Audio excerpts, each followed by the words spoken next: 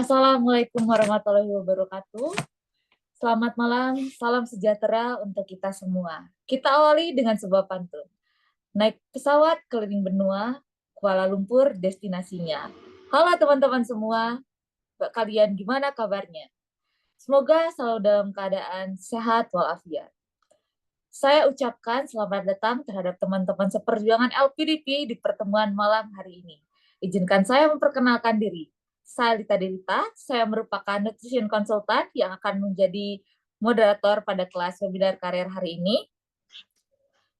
Yang pada hari ini kami akan melaksanakan webinar How to Write a Winning LPDP Essay, panduan langkah demi langkah.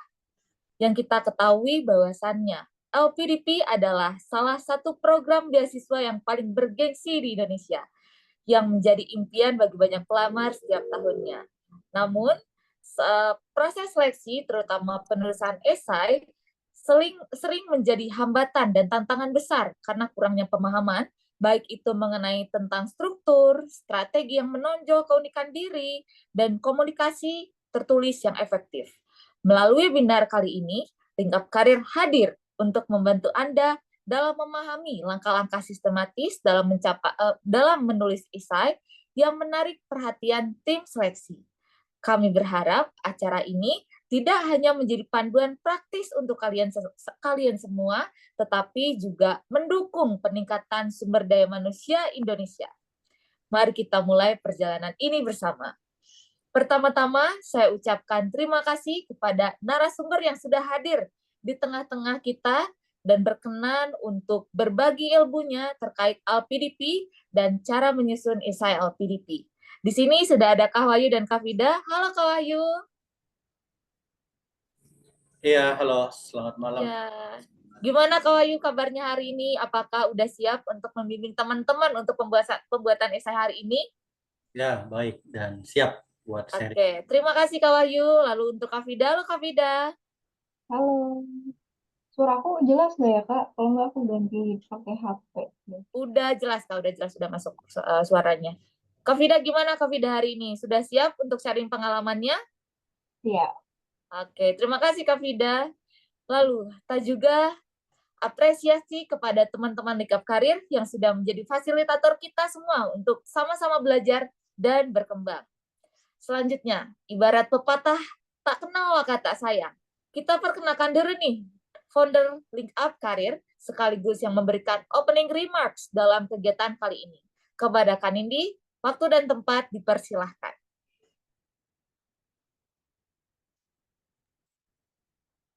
Baik, Lita. Terima kasih untuk kesempatannya. Suaraku terdengar dengan jelas atau enggak, Lita? Terdengar, Kak, terdengar. Oke, semangat banget ya, Lita. Oke, Assalamualaikum warahmatullahi wabarakatuh. Salam Om Swastiastu, Namo Buddhaya, salam kebajikan. Selamat malam Bapak Ibu dan rekan-rekan semua. Perkenalkan, nama saya Nindi Ayu Putri Ningtyas. Bapak Ibu bisa panggil saya Nindi. Saya merupakan founder dari linkupkarir.id, Bapak Ibu. Nah, mungkin untuk rekan-rekan atau yang saat ini join, baru bergabung bersama Link Up Karir, jadi izin memperkenalkan dulu nih Bapak Ibu. Jadi Link Up Karir ini adalah sebuah platform yang mana yang seperti tadi disampaikan oleh Lita, bahwa platform Link Up Karir ini memfasilitasi teman-teman job seekers dan juga scholarship hunters untuk menggapai impian mereka. Nah, awalnya ini berasal dari keresahan saya terkait dengan kesenjangan pendidikan dan karir yang ada di Indonesia. Oleh karena itu, saya mendirikan Link Up Karir dan juga memfasilitasi rekan-rekan yang sekarang bergabung di Link Up Karir gitu. Nah, untuk webinar kita kali ini bukan yang pertama kali, dan juga untuk webinar scholarship untuk minggu kemarin sudah ada webinar AAS, dan untuk kali ini baru berkesempatan untuk membuka webinar LPDP. Nah, bersama dengan narasumber kita, Kak Wahyu dan Kak Vida, yang mana sudah punya pengalaman yang cukup banyak dan juga sudah punya ilmu yang sudah tidak diragukan lagi ya teman-teman. Nah, oleh karena itu, maka dengan narasumber yang hadir saat ini, teman-teman bisa ambil insight-nya, bisa ambil hal-hal positifnya, dan juga pengalaman-pengalaman yang didapatkan selama menyusun atau mempersiapkan berkas-berkas untuk persiapan LPDP, seperti itu. Nah, harapannya untuk teman-teman yang masih bingung untuk gimana sih caranya menyusun esai, gimana caranya juga membuat esai itu stand out, dan lain-lain, mungkin nanti bisa ditanyakan ke narasumber kita melalui sesi Q&A dan lain-lainnya. Ya, mungkin cukup dari aku. Dikembalikan lagi kepada Lita. Dipersilakan Lita. Baik, terima kasih Kak Nindi. Sama-sama. Baik, selanjutnya kami akan menjelaskan terkait teknis dalam acara webinar hari ini. Aturan dan informasi webinar. Kami mohon agar semua peserta memastikan bahwa audio dalam mode mute selama acara berlangsung, kecuali jika dipersilahkan. Jika ada pertanyaan, boleh langsung di-drop di kolom chat atau raise hand, nanti kami akan dipilih oleh moderator maupun narasumber. Kami mengingatkan seluruh peserta untuk mengisi daftar hadir. Link presensi akan kami bagikan di akhir acara melalui chat Zoom. Lalu kolom chat dapat digunakan untuk komunikasi agar tetapi mohon untuk tidak mengirimkan pesan yang tidak relevan agar tidak mengganggu peserta lain. Selanjutnya, jika memungkinkan, kami mendorong peserta untuk mengaktifkan kamera agar webinar ini lebih interaktif. Oke, teman-teman, sebelum kami langsungkan untuk pemaparan materi oleh narasumber, saya berharap pada teman-teman semua yang join pada webinar hari ini, jika berkenan untuk mengaktifkan kameranya supaya kita juga akan lebih interaktif dalam webinar hari ini. Baik, kita perkenalkan untuk webinar pertama, yakni Kak Wahyu Amrullah sebagai co-founder LinkUp Career dan juga award di LPDP Kementerian Keuangan di 2021. Nah, seperti yang sudah disampaikan sama Kanindi tadi, bahwa pemateri hari ini merupakan seseorang award di LPDP juga, tentunya sudah memiliki banyak pengalaman dalam strategi mencapai beasiswa LPDP itu sendiri. Selanjutnya kami juga akan memberikan materi terkait Winning LPDP yang akan disampaikan oleh Kanur Fida Quraini Suhaimi, merupakan Head of Video Editor yang pemenang LPDP Master Degree Anata Cendana 2023. Selanjutnya, untuk pengaturan sesi pemaparan sendiri, saya mengingatkan untuk peserta diharapkan dapat menyimak dan mencatat materi yang disampaikan. Peserta diharapkan dapat on-cam selama sesi berlangsung untuk memastikan sesi ini tetap interaktif. Dan yang ketiga, teman-teman semua, jika memiliki pertanyaan nanti bisa disampaikan di kolom chat. Selanjutnya, waktu dan tempat saya persilakan terhadap Kak Wahyu. Oke, baik. Bismillahirrahmanirrahim. Assalamualaikum warahmatullahi wabarakatuh. Waalaikumsalam warahmatullahi wabarakatuh. Anyway, ini suaranya udah jelas? Udah jelas, Kak, udah jelas. Oke, baik. Yang pertama saya mau ucapkan terima kasih kepada Lita selaku moderator pada malam hari ini yang akan membersamai kita dalam diskusi atau sharing session terkait dengan LPDP gitu ya.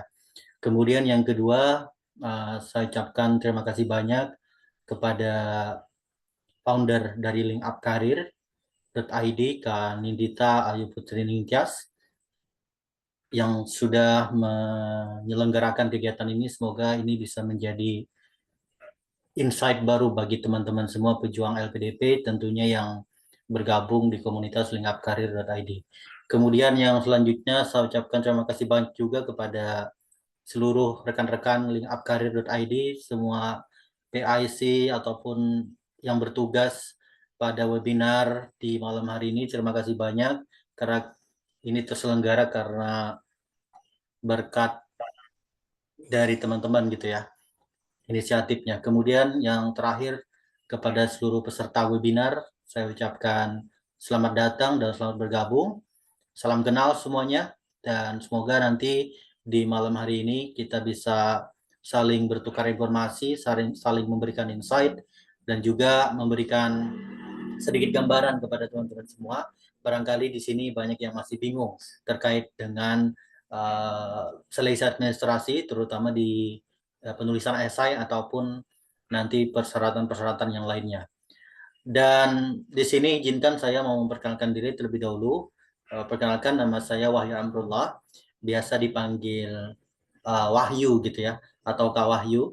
Saya sendiri merupakan alumni LPDP tahun 2021, saya lulus LPDP dan sekarang juga berkesibukan menjadi co-founder di linkupkarir.id dan juga founder di komunitas Leto dan juga sebagai pengajar atau dosen gitu ya di salah satu kampus swasta yang ada di Kalimantan Selatan.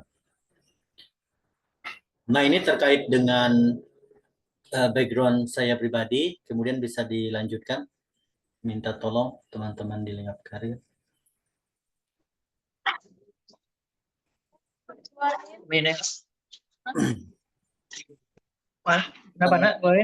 Dan sekarang ini saya juga selaku founder ya di komunitas Leto, selaku media partner di acara webinar pada malam hari ini. Dan, semoga nanti yang saya bagikan di sini bisa bermanfaat buat teman-teman semua. Selain itu, saya juga, ya boleh di next.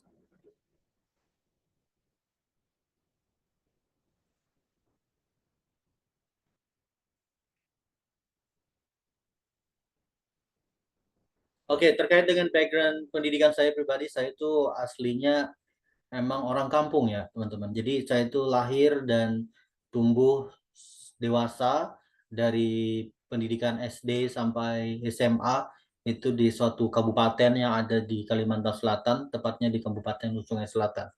Jadi kalau dari kota itu kurang lebih sekitar 4 jam perjalanan darat gitu ya.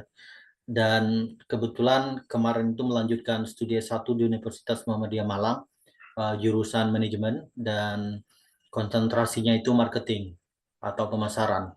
Kemudian lanjut lagi S2 di Universitas Padjadjaran Bandung, di Unpad untuk jurusannya itu ilmu manajemen.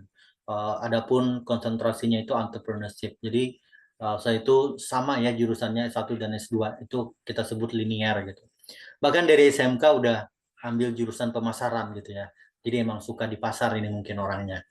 Dan selanjutnya juga saya S2-nya berhasil mendapatkan beasiswa LPDP gitu ya.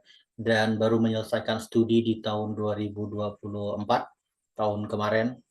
Dan kurang lebih sekarang udah 1 tahun ya saya sebagai alumni LPDP.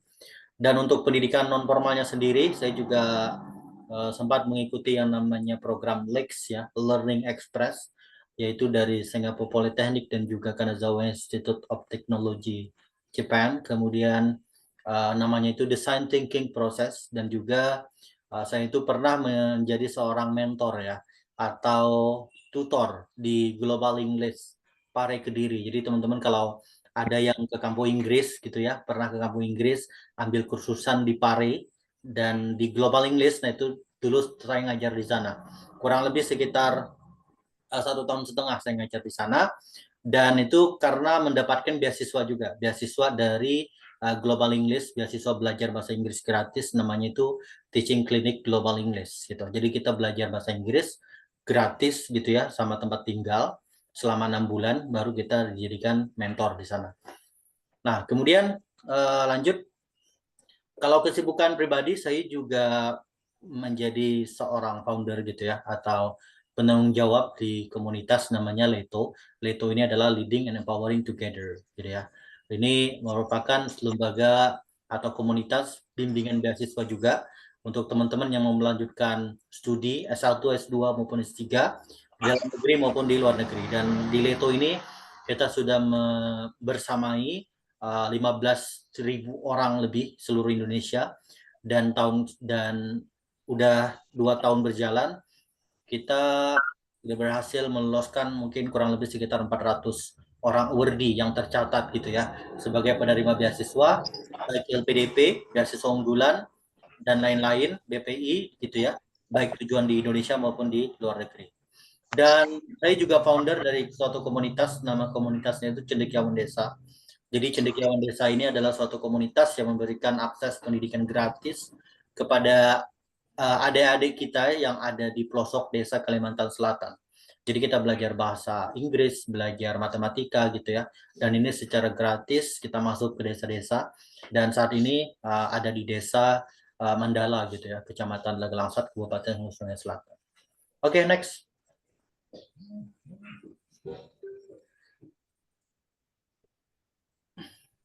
Lita nanti minta tolong diingatkan ya kalau misalkan waktunya udah mau habis penjelasannya gitu. Oke, baik, Kak. Oke, ini ke profesi saya pribadi, kemudian English mentor, kemudian scholarship mentor, kemudian digital marketer juga, terus praktisi kewirausahaan di programnya YES dari Kementerian Pertanian, kemudian ada dosen juga ya, dosen manajemen, bisnis ekonomi dan lain-lain, dan juga critical review article scientific dan lain-lain. Oke, next.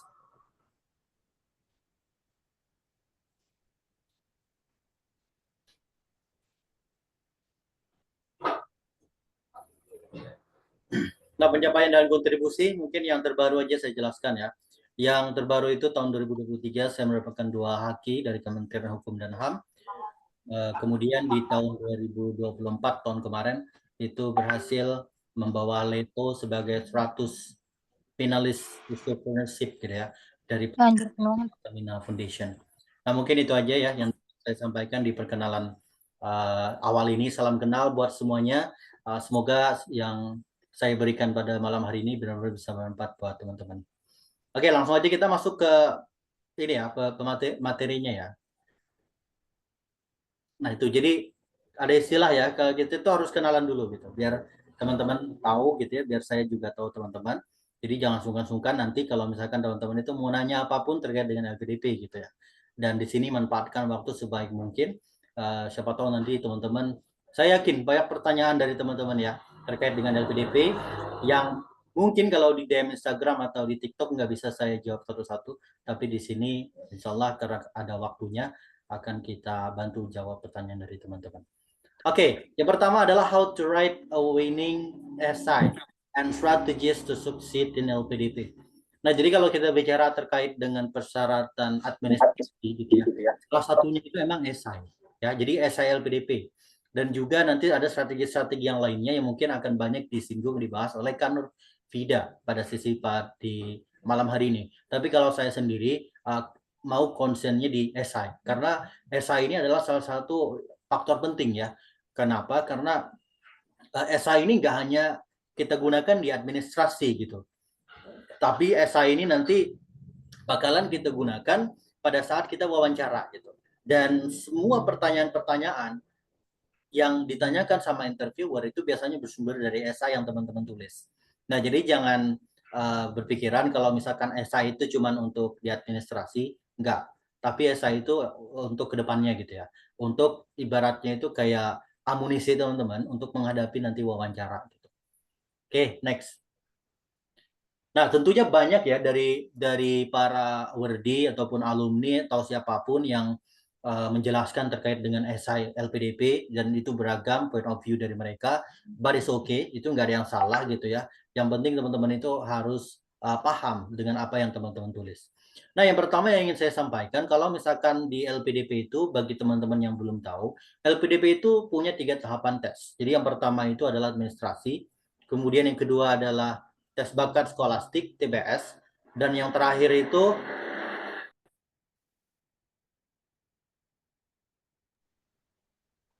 adalah wawancara gitu. Nah, biasanya ini adalah umum ya yang semua pejuang beasiswa LPDP itu ikuti. Akan tetapi kalau misalkan teman-teman daftar jalur yang LOA atau dengan letter of acceptance, nah maka teman-teman itu tanpa tes bakat skolastik. Jadi dari administrasi langsung ke wawancara atau substansi gitu. Nah, jadi teman-teman harus paham dulu nih tahapan-tahapan ini biar nanti gampang mengatur strateginya. Karena setiap tahapan ini punya strategi dan tips masing-masing gitu. Oke, next.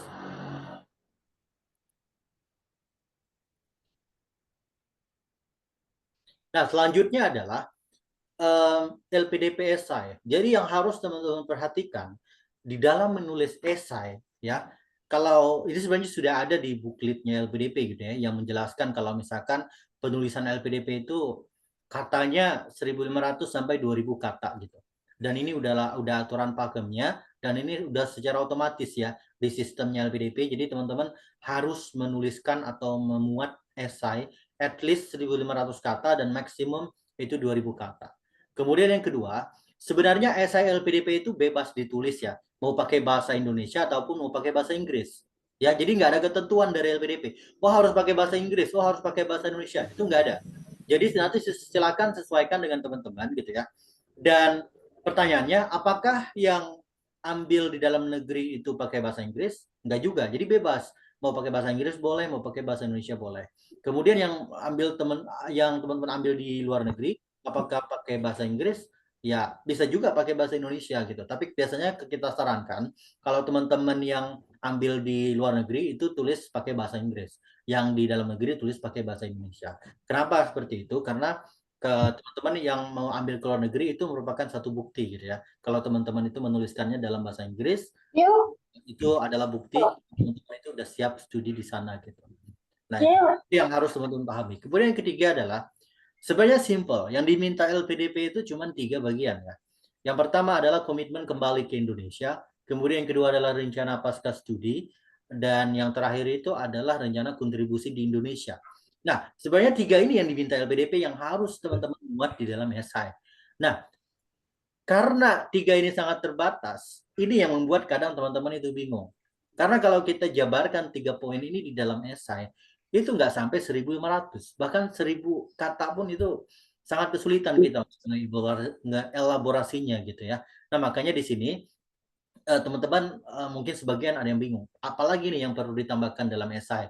Bagaimana nih biar esai yang saya buat ini minimumnya dapat 1.500 kata atau lebih dari 2.000 kata gitu. Atau 2.000 kata gitu ya. Nah, jadi nanti akan saya bantu nih step by step-nya. Apa aja yang perlu dirumuskan atau ditulis di dalam esai. Oke, next.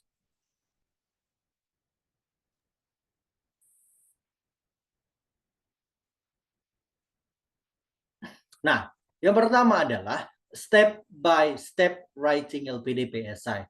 Nah, ini biasanya yang mentor-mentor Leto itu pakai gitu ya. Mazhabnya gitu ya, mazhab Leto gitu ya. Biasanya kita pakai ini, kita sepakat ke teman-teman semua gitu ya. Yang pertama adalah booklet reading ya. Jadi teman-teman itu jangan pernah belum baca buku panduannya. Sesuai dengan jalur yang ingin teman-teman itu daftar. Baca aja dulu ya, baca bookletnya, kemudian nanti lihat format atau kriteria dari LPDP gitu ya. Dan itu menurut saya pribadi itu simple ya, formatnya dan kriterianya. Ya ini udah tahu lah ya teman-teman. Kemudian yang kedua adalah lanjut ke brainstorming ya. Nah, brainstorming itu isinya adalah yang pertama generating ideas. Kemudian yang kedua adalah outlining, kemudian dilanjutkan dengan riset ya, dan yang terakhir adalah connecting the dots gitu. Nah, kebanyakan dari teman-teman, kenapa teman-teman itu masih bingung dan esainya itu ngambang kemana-mana gitu ya, nggak jelas dibaca, nggak jelas apa yang ditulis nggak tersampaikan. Biasanya teman-teman itu pasti nggak melalui tahap brainstorming. Nah, karena brainstorming ini penting gitu. Coba saya ya, mungkin udah ratusan esai yang saya baca sejauh ini gitu ya, bahkan lebih. Dan saya itu udah tahu tuh, kalau lihat esai teman-teman mana yang pakai brainstorming, mana yang enggak gitu. Biasanya yang enggak pakai brainstorming itu kita pembaca itu bingung, ini orang nulis apa gitu ya. Nggak jelas nih kemana ke sana ke sini dia nulisnya, menjelaskannya. Nah, makanya itu pentingnya brainstorming. Nanti kita latihan brainstorming ya, tenang aja. Nanti kita akan latihan brainstorming. Gimana sih brainstorming itu? Gimana sih generating ideas? Gimana sih caranya outlining dan gimana sih doing your research gitu ya, dan juga mengkoneksikan the dots-nya itu seperti apa. Nah, setelah brainstorming, tahapan yang ketiga adalah mulai nulis ya. Jadi kalau udah brainstorming, kemudian udah nulis nih mulai ya. Coba pelan-pelan di drafting gitu ya. Kemudian sambil mau riset gitu ya, teman-teman sambil riset terkait dengan apa yang teman-teman mau tulis gitu ya. Nah, ini apa pelan-pelan aja nulisnya, mulai drafting.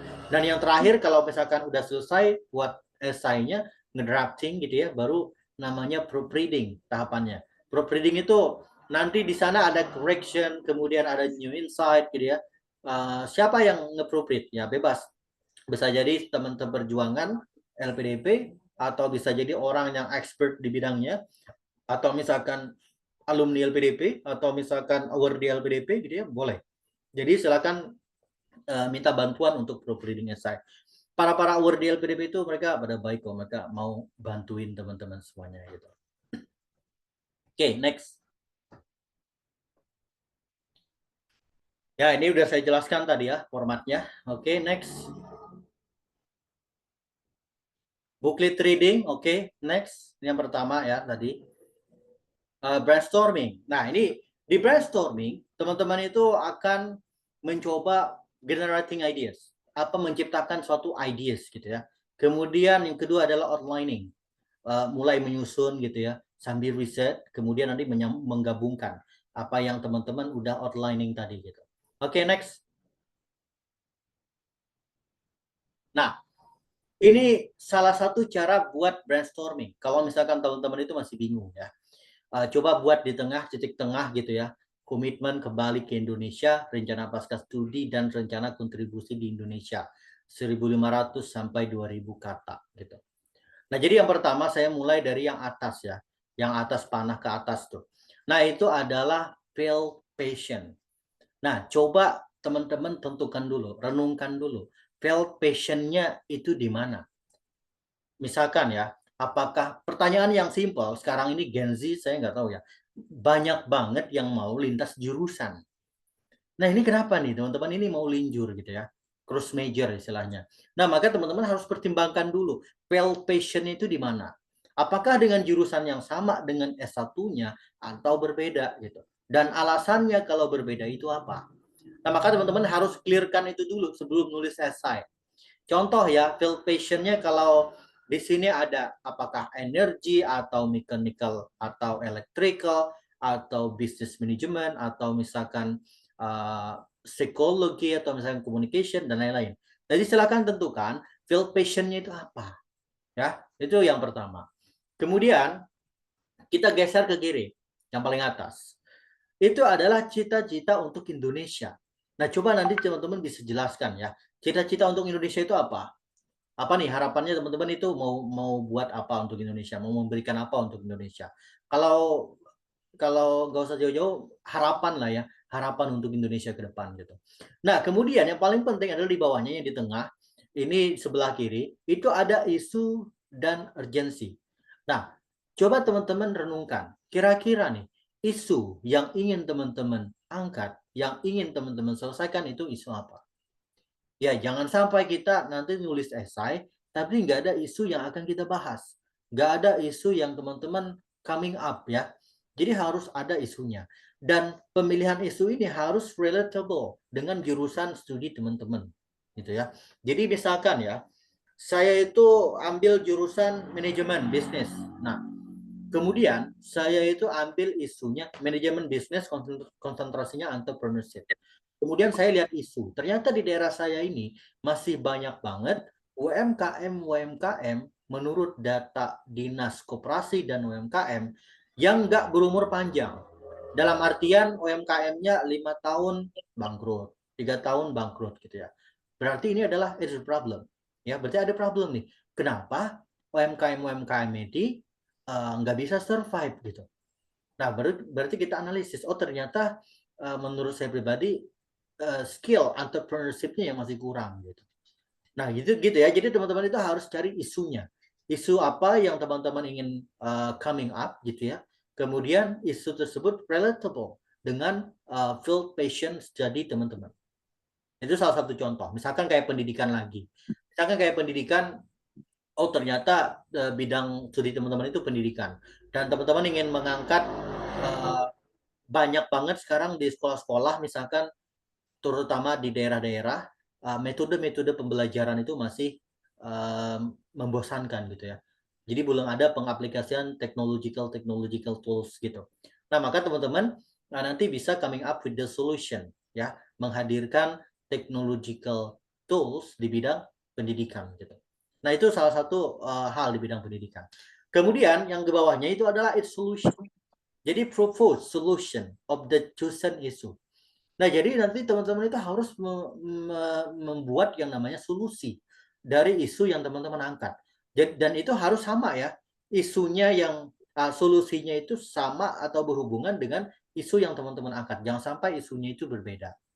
Ya. Itu paling penting buat teman-teman. Jadi tadi sudah saya jabarkan, what is the solution? Apa solusinya? Kalau saya dulu, saya mau membuat yang namanya kampung wirausaha, yang mana di sana mendidik para pemuda-pemuda untuk belajar atau misalkan membangun iklim ya kewirausahaan yang ada di daerah tersebut.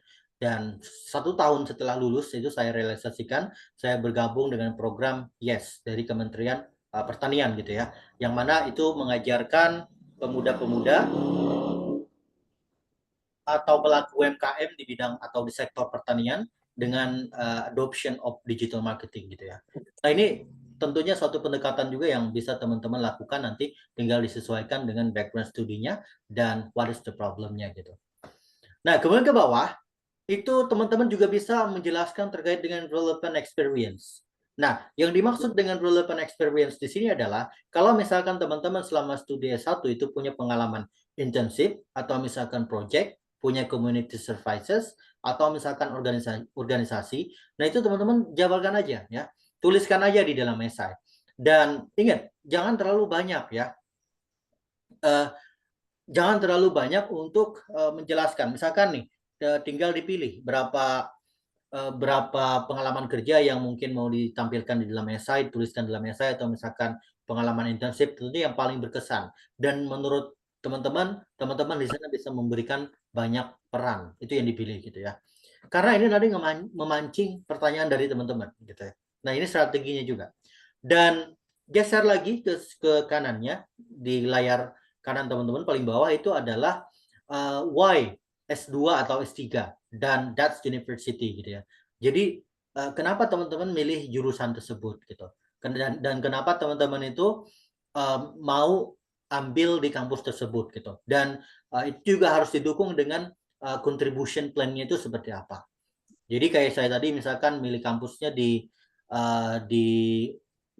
Unpad misalkan ya. Nah itu harus jelaskan kenapa di Unpad dan kenapa harus jurusan manajemen atau ilmu manajemen gitu ya. Nah itu kemudian yang ke atasnya lagi, teman-teman juga harus menunjukkan yang namanya rule. Rule itu adalah apa yang ingin teman-teman mau di masa yang akan datang gitu ya. Lebih ke mau jadi apa. Contohnya di sini ada lecture, kemudian ada engineering, ada researcher gitu ya, dan lain-lain. Nanti silahkan dijabarkan teman-teman. Kadang ya teman-teman itu terlalu asik nulis esai sampai lupa mau nulis rule-nya itu apa. Nggak disebutkan di dalam esai. Nah itu penting untuk di-mention. Kemudian yang terakhir adalah contribution plan. Nah dalam penjelasan contribution plan, kebanyakan dari teman-teman itu nggak menjelaskan berdasarkan time duration. Ya. Nah biasanya kita itu ada punya metode namanya time bound method. Nah, time bound method ini adalah kita menjelaskan kontribusi plan, ya, rencana kontribusi berdasarkan durasi waktu tertentu. Makanya di sini saya bagi 3, ada short term, ada medium, kemudian ada long term. Nah, sehingga nanti teman-teman itu bisa menjelaskan short term-nya rencana kontribusi plan-nya, kemudian medium itu maunya gimana, dan long term-nya itu. Nah itu teman-teman harus bisa menjelaskan itu, menjabarkan itu di dalam esai. Nah sehingga nanti esai yang teman-teman buat, esai yang teman-teman kemas, itu menjadi tulisan yang powerful, yang mudah dipahami, dan yang tersampaikan apa yang ingin teman-teman sampaikan gitu. Nah ini adalah tipsnya dari brainstorming gitu ya, bagaimana kita berawal dari brainstorming kemudian menjadi yang namanya esai LPDP gitu. Nanti akan saya jelaskan lebih detail. Oke, next. Nah, ini yang teman-teman bisa lakukan dan teman-teman jangan lakukan dalam penulisan esai gitu ya. Yang pertama adalah yang harus teman-teman lakukan adalah credible data. Nah, jadi teman-teman itu pastikan data yang teman-teman buat, cantumkan di dalam esai itu yang credible. Kemudian yang kedua adalah konsistensi. Nah, yang dimaksud dengan konsistensi di sini adalah teman-teman ngangkat masalah A. Misalkan teman-teman ngangkat masalah pendidikan. Nah, tapi solusi yang diberikan itu masalah pengangguran. Nah, itu udah nggak konsisten. Ada nggak yang kayak gitu, Kak? Ada. Saya beberapa nge-mentorin orang yang nulis esai, itu ada. Contohnya gini, ada orang yang passionnya di bidang pendidikan, ya, dia waktu kuliah aktif ikut volunteer pendidikan dan lain-lain gitu ya. Tapi background studinya dia ekonomi. Nah, sehingga dia ngangkat isu tentang pendidikan, kemudian dia memberikan solusinya tentang ekonomi gitu. Jadi kan nggak konsisten, nggak nyambung akhirnya. Nah, itu yang harus teman-teman perhatikan. Dan yang ketiga adalah relevansi. Relevansi di sini adalah up to date ya. Yang teman-teman angkat sebagai isu itu benar-benar informasi atau permasalahan-permasalahan yang urgent sekarang, yang perlu untuk diselesaikan. Dan yang terakhir adalah easy to read ya. Jadi gampang dipahami, gampang dibaca gitu. Sehingga nanti panelisnya bisa memahami apa yang teman-teman tulis. Nah, yang harus teman-teman yang harus teman-teman hindari adalah yang pertama adalah plagiarism ya. Jadi jangan coba-coba teman-teman pakai plagiarism, apalagi zaman sekarang ini AI-nya ada di mana-mana gitu ya. Dan bahasa AI itu benar-benar ya kayak gitu, bisa kedetek kalau panelisnya jeli gitu ya. Saya aja yang proofreader esai gitu ya, yang sering mentorin LPDP, saya itu bisa bedain yang mana tulisan AI, yang mana tulisan teman-teman asli gitu. Ya, karena itu bahasanya itu ketara banget kalau teman-teman pakai AI, dan itu jangan ya. Dan yang kedua adalah package ya, atau memalsukan segala informasi dan lain-lain di dalam esai. Dan yang terakhir adalah hard to read. Hard to read ini lebih ke susunannya itu kacau ya. Jadi nggak ada flowchartnya dalam nulis esai itu. Dia apa yang ada di pikiran dia langsung dituliskan gitu. Jadi akhirnya susah untuk memahaminya gitu. Oke, next.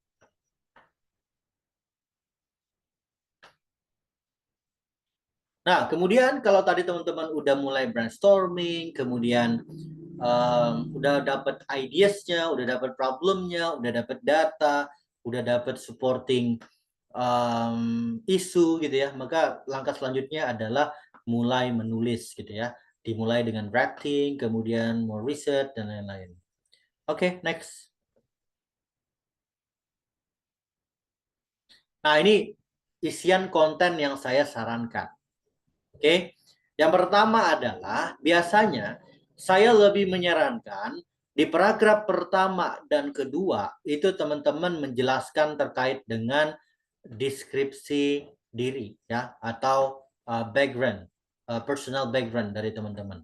Kayak namanya siapa, kemudian latar belakang pendidikannya apa, dan juga pekerjaan sekarang apa, areas of interest-nya itu di mana, dan lain sebagainya.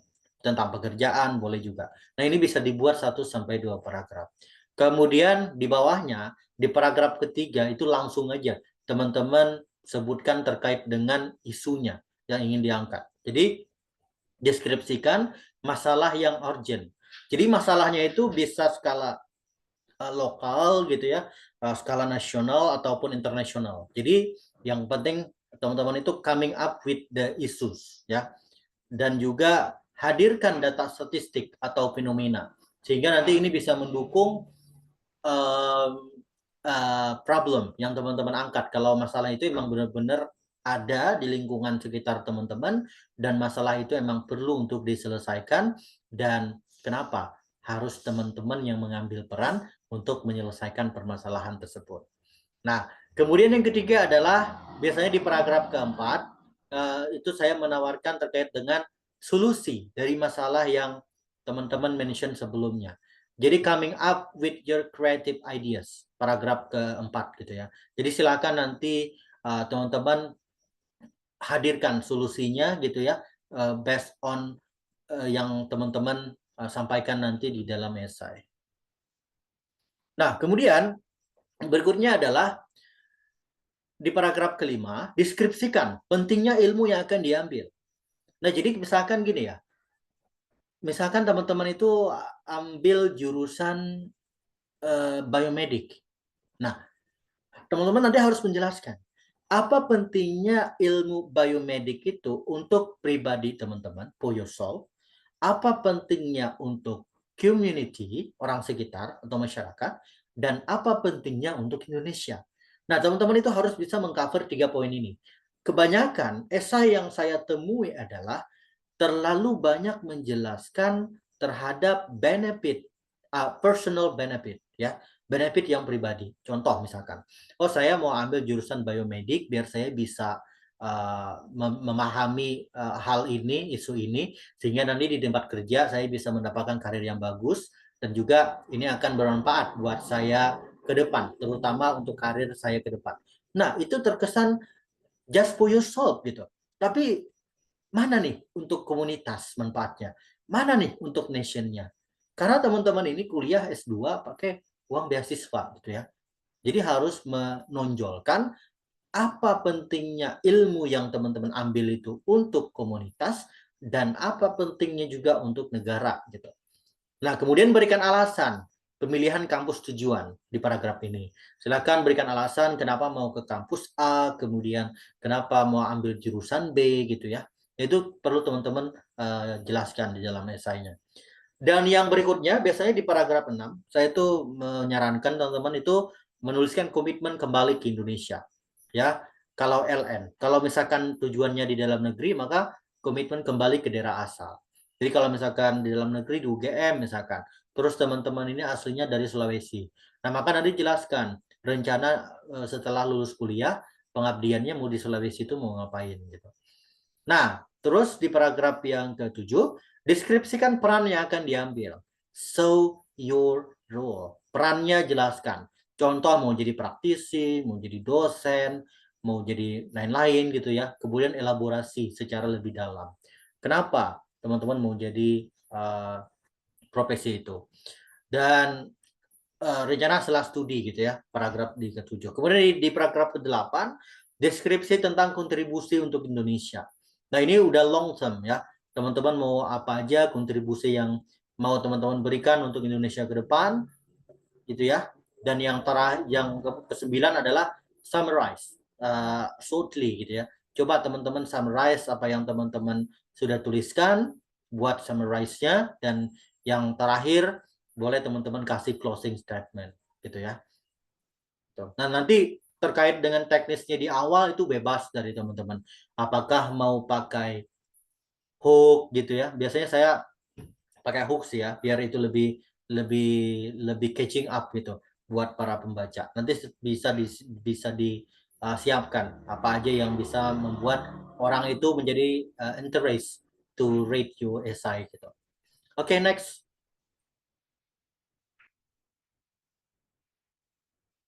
Proofreading. Jadi kalau teman-teman udah menuliskan esai, udah buat esainya, baru cari tempat untuk proofreading. Ini nggak wajib ya, ini cuma pilihan, optional. Jadi gunanya untuk correction, kemudian untuk new insight. Gitu. Oke, next. Nah, ini adalah dari saya nih. Keberhasilan bukan tentang seberapa cepat kamu mencapainya, tapi seberapa gigih kamu memperjuangkannya. Nah, jadi teman-teman di sini, ingat ya, kita ini bukan cepat-cepatan, enggak. Tapi di sini seberapa berjuang, seberapa gigih teman-teman itu memperjuangkannya di setiap tahapan. Ya, karena dari teman-teman award di LPDP itu, mentor-mentor yang ada di Leto dan dimanapun, itu beragam. Ada orang yang sekali coba LPDP langsung keterima. Ada orang yang hampir nyerah gitu ya, 10 kali, 5 kali coba baru keterima. Nah, jadi istilahnya itu bukan cepet-cepetan, tapi kita lebih ke seberapa struggling, how struggling you are gitu ya. Nah, makanya di sini ini salah satu dedikasi dari teman-teman sudah meluangkan waktunya hadir di webinar ini, dan ini merupakan suatu perjuangan juga dari teman-teman gitu ya, dan semoga nanti bisa mendapatkan hasilnya maksimal ke depannya. Oke, next.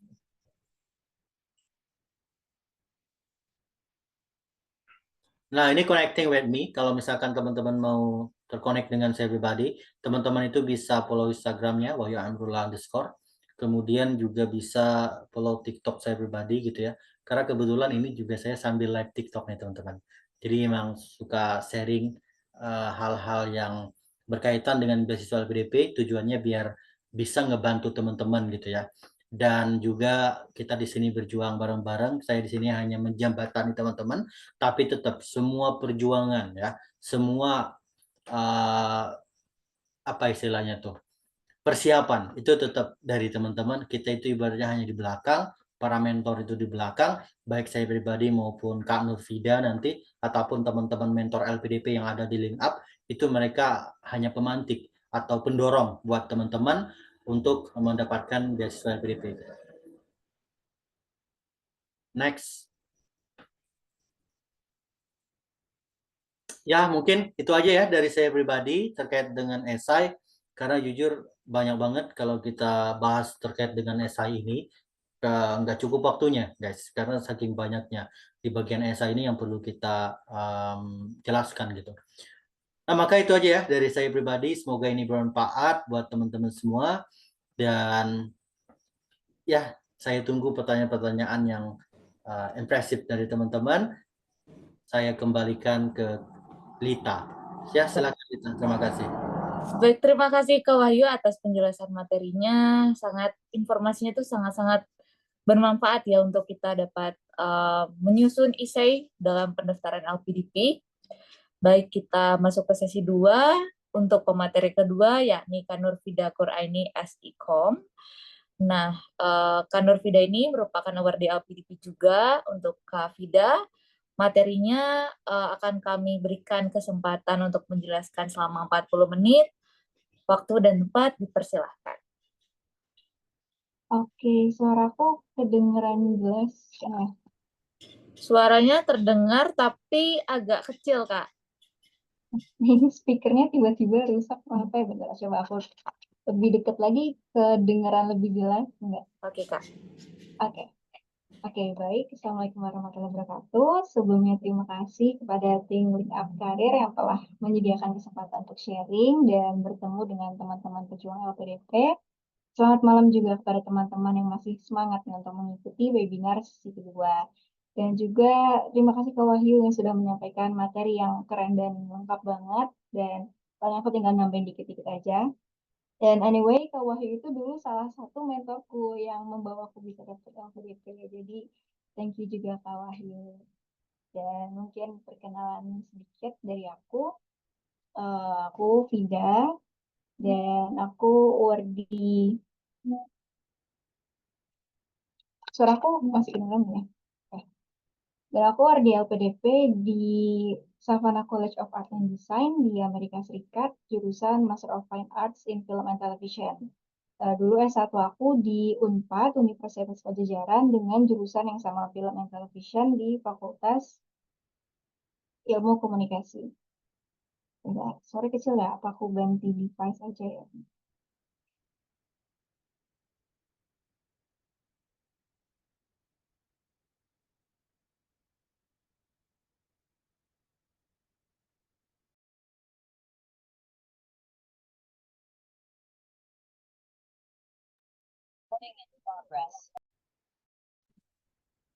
Suaraku kedengar.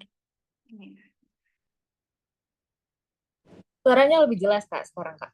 Oke, ini aku pakai HP deh. Oke. Oh ya, aku tadi S1-nya di Unpad, Film and Television juga, awardee LPDP batch 1 tahun 2023. Nah, ini emang agak sedikit lama, karena kalau aku cerita sedikit, LPDP-nya alhamdulillah aku one shot, tapi untuk kampusnya sendiri tuh kayak susah banget buat aku dapetin kampusnya, karena kira-kira aku 11 kali daftar kampusnya, karena aku ambil film, dan di Amerika itu jurusan film tuh prestigious banget ya, beda sama di Indonesia yang mungkin kalian juga emang ada ya jurusan film kayak gitu. Karena ketika aku kemarin aku baru selesai PK, dan ketika kenalan sama teman-teman, mereka kayak wah ada ya ternyata jurusan film gitu. Jadi memang untuk perfilman sendiri agak sulit, dan setiap kampus tuh butuh portofolio yang beda-beda. Jadi aku harus nyiapin setiap kampus kayak gitu. Dan untuk pekerjaan terakhirku, aku kemarin di KPK, Komisi Pemberantasan Korupsi, di sosialisasi campaign di ini Anti Corruption Film Festival. Jadi project gitu tentang festival film anti korupsi seperti itu. Oke, mungkin boleh di next aja, Kak. Oke, di sini mungkin ada beberapa konten-konten yang akan kita diskusikan untuk beberapa menit ke depan. Boleh lanjut? Oke. Di sini ada beberapa nih sebelum kita mulai menulis esai, kita harus tahu dulu nih apa sih yang mau kita sampaikan di dalam esai tersebut. Nah, di sini aku rangkum ada 5 pertanyaan yang akan aku bahas lebih detail di slide-slide selanjutnya. Boleh next. Oke, pertanyaan pertama, kenapa mau lanjut studi? Di sini ada beberapa yang bisa kita breakdown, kayak gimana latar belakang akademik atau profesional kita, terus apa sih skill yang mau kita kembangkan, permasalahan apa, dan karir apa yang mau kita raih dengan studi lanjut, dan juga apa sih aspirasi personal kita. Dan di sini ada 2 contoh ya. Untuk jawaban pertama, contohnya adalah menambah ilmu jawabannya. Sedangkan contoh kedua adalah mempertajam ilmu pengetahuan yang bisa diimplementasikan untuk pemasaran UMKM yang sedang saya geluti di perusahaan X.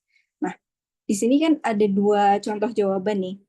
Bedanya itu apa? Padahal dua-duanya sama-sama tentang mendapatkan ilmu atau menimba ilmu. Nah, bedanya di contoh 1, kita tuh nggak tahu ilmu apa sih yang mau kita pelajari, terus untuk siapa, dan apa manfaatnya. Sedangkan contoh yang kedua itu kalimatnya lebih jelas gitu. Oh, ilmu pengetahuan tentang pemasaran. Terus tujuannya untuk UMKM, dan langkah konkretnya itu dengan kita bekerja di perusahaan X. Itu kan akan terdengar lebih jelas, meyakinkan, dan juga diplomatis. Oke, next. Nah, yang kedua adalah kita mau ambil jurusan apa. Ini bisa di breakdown dengan cara pertanyaan seperti kayak mau jadi apa kita di masa depan. Terus apa gelar kita sebelumnya? Apakah linear dengan jurusan yang mau kita pilih? Kalau iya linear, kenapa mau ambil jurusan yang sama? Apa hal-hal yang masih perlu kita pelajari lagi gitu. Tapi kalau misalkan ada yang berbeda, lalu apa kaitannya dengan jurusan yang kemarin gitu. Dan apa kontribusi untuk jurusan kita di Indonesia, apakah masih valid ketika kita balik ke Indonesia, dan juga apakah ada jurusan lain yang sekiranya masih relate dengan jurusan yang kita pilih. Oke, next.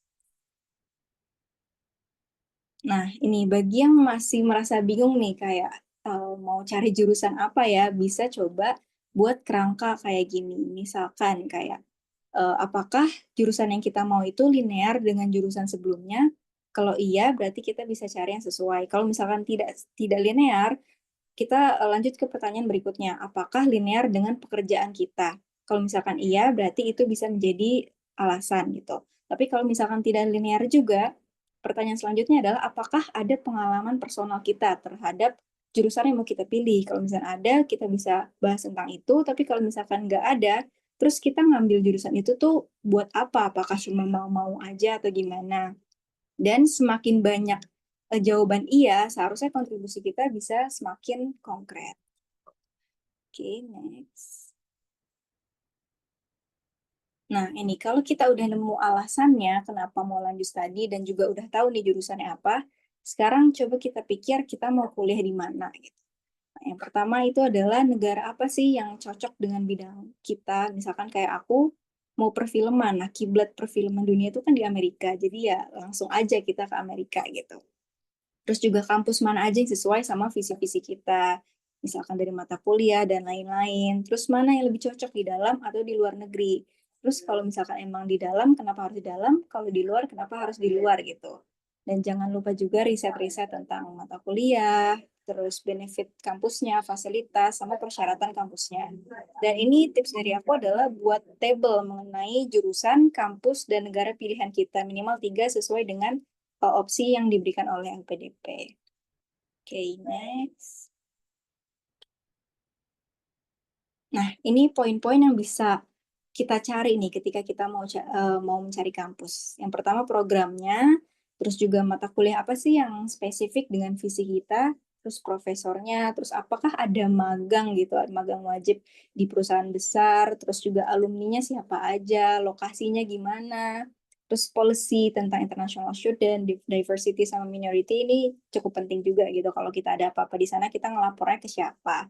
Terus juga fasilitas, dan biasanya kampus-kampus besar itu menjalin kerjasama dengan organisasi atau tokoh yang berkontribusi besar dengan bidang kita. Terus mungkin ada benefit lain kayak ada pertukaran pelajar, seminar internasional, kegiatan sosial, atau lainnya gitu. Kayak misalkan aku milih kampusku yang sekarang karena ada profesor yang sama-sama meneliti tentang film censorship.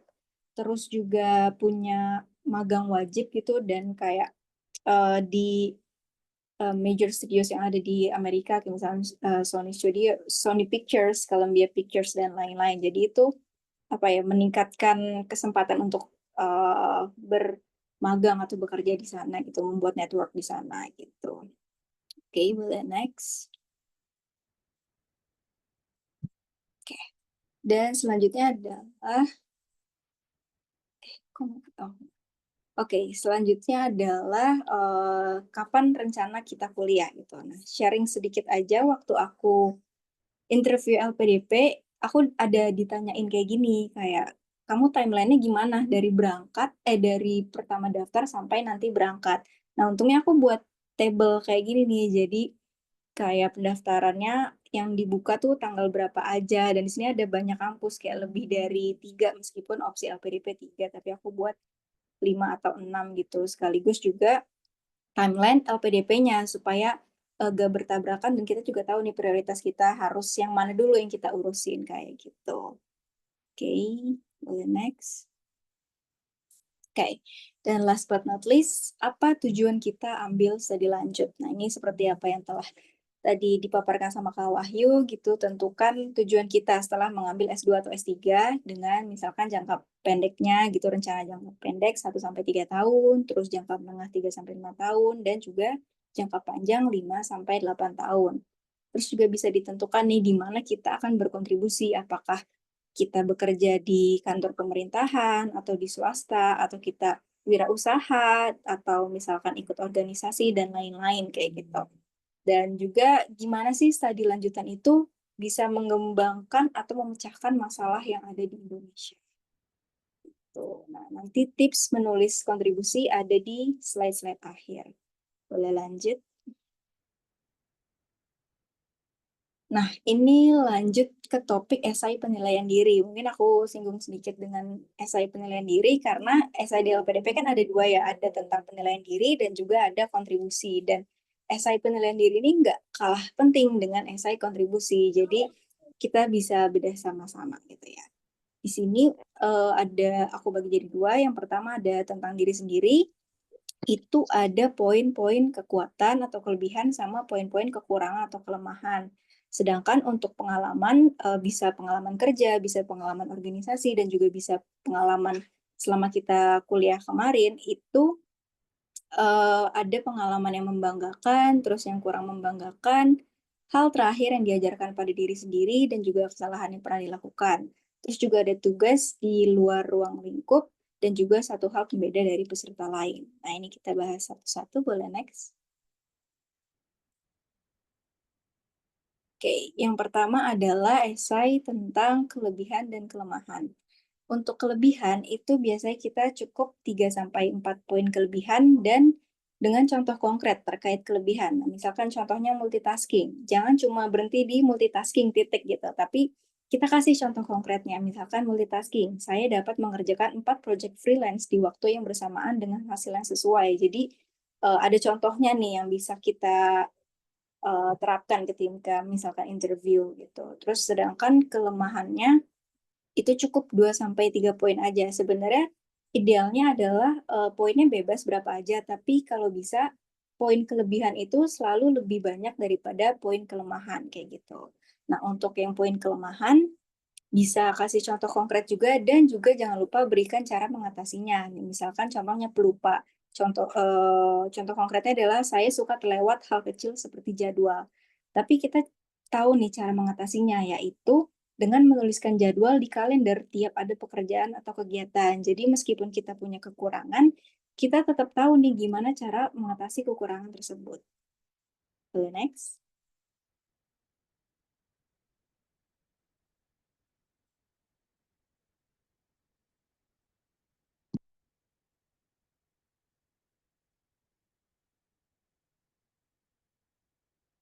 Boleh next. Aku belum next. Oke.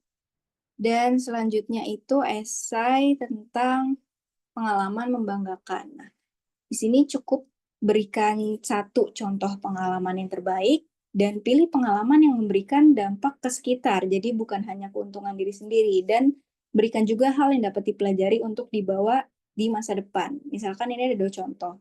Contoh pertama adalah saya terpilih menjadi kandidat student exchange ke Thailand dari 100 pendaftar di kampus. Lalu contoh kedua, ketika saya student exchange ke Thailand, saya dapat berbagi ilmu kepada warga lokal terhadap tentang Indonesia gitu. Nah, ini bisa saya terapkan kembali ketika saya mengambil S2 di UK. Nah, contoh satu, itu hanya memberikan informasi aja tanpa ada hasil ataupun nilai yang bisa diambil dari pengalaman tersebut. Beda dengan nomor 2 yang ada hasilnya dan ada nilai yang bisa kita ambil untuk di masa depan atau ketika studi nanti, kayak gitu. Oke, boleh next.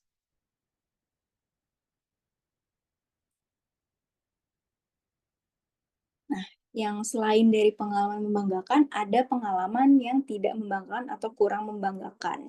Ini juga sama, kita cukup menuliskan satu pengalaman yang menurut kita kurang baik atau buruk gitu ya.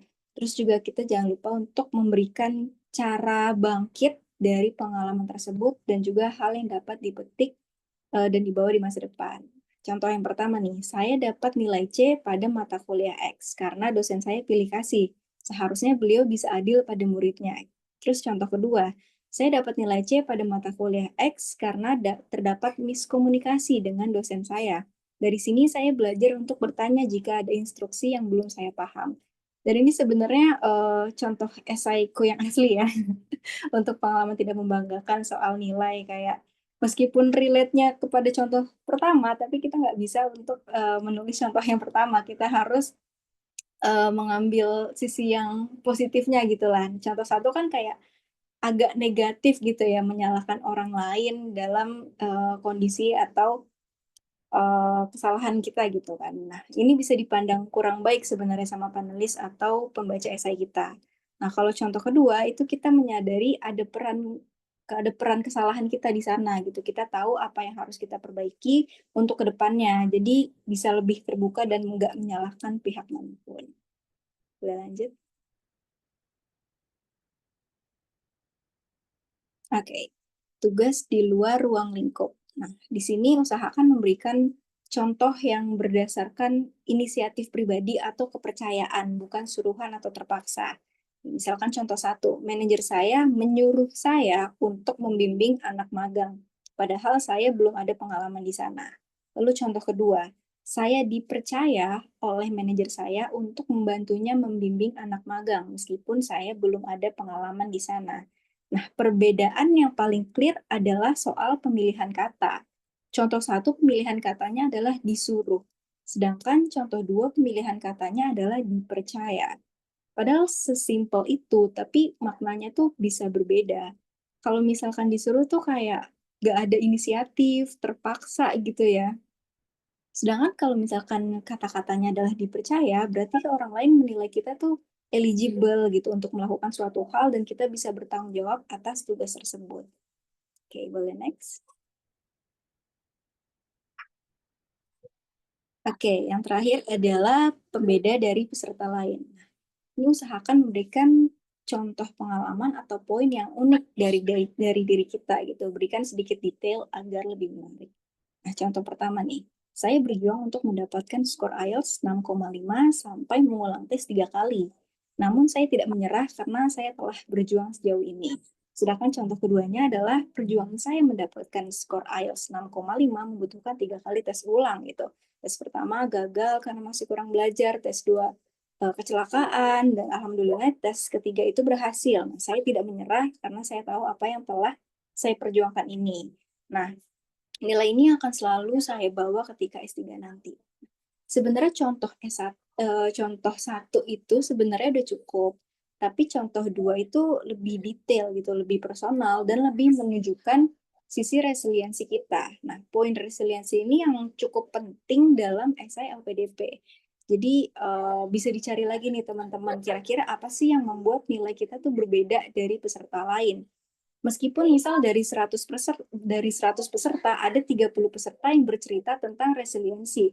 Tapi kan setiap orang memiliki kisah yang berbeda-beda dari si resiliensi itu dari perspektif mereka sendiri atau pengalaman mereka sendiri. Jadi itulah yang bisa teman-teman bawakan di dalam esai. Boleh lanjut? Oke. Kayaknya ada yang kelewat satu nggak sih, Kak? Oh, nggak ada ya? Oke. Nah, atau slide selanjutnya? Coba. Oke, lanjut yang sebelumnya aja deh kalau gitu. Oke. Di sini ada tips cari masalah dalam esai. Ini mungkin tadi hampir sama kayak Kak Wahyu tadi. Jadi first step-nya itu kita harus bisa mencari masalah yang bisa berasal dari keresahan sendiri atau misalkan di sekitar kita atau yang masalah lagi booming atau banyak diomongin orang-orang.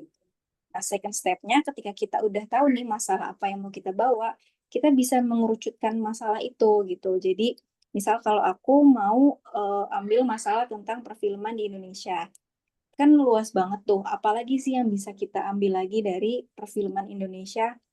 Nah, misalkan aku mau ngambil tentang film bioskop, terus dikerucutkan lagi, ada lagi nggak yang bisa aku spesifikin lagi dari film bioskop? Oh, tentang trigger warning yang ada di bioskop. Karena sekarang kan kalau kita nonton bioskop itu cuma ada age ratingnya ya, kayak 13 plus, 17 plus, 21 plus. Sedangkan kalau kita nonton Netflix, itu ada rating dan ada keterangannya kenapa dia 17 plus, kenapa itu 21 plus, atau apa ada adegan self harmnya, apa ada adegan suicide-nya, adegan abuse dan segala macam gitu. Jadi penonton udah pada tahu nih kalau misalkan di film itu ada adegan-adegan tertentu gitu. Sedangkan di film bioskop Indonesia kan belum ada. Nah, itu yang bisa aku cari gitu celahnya.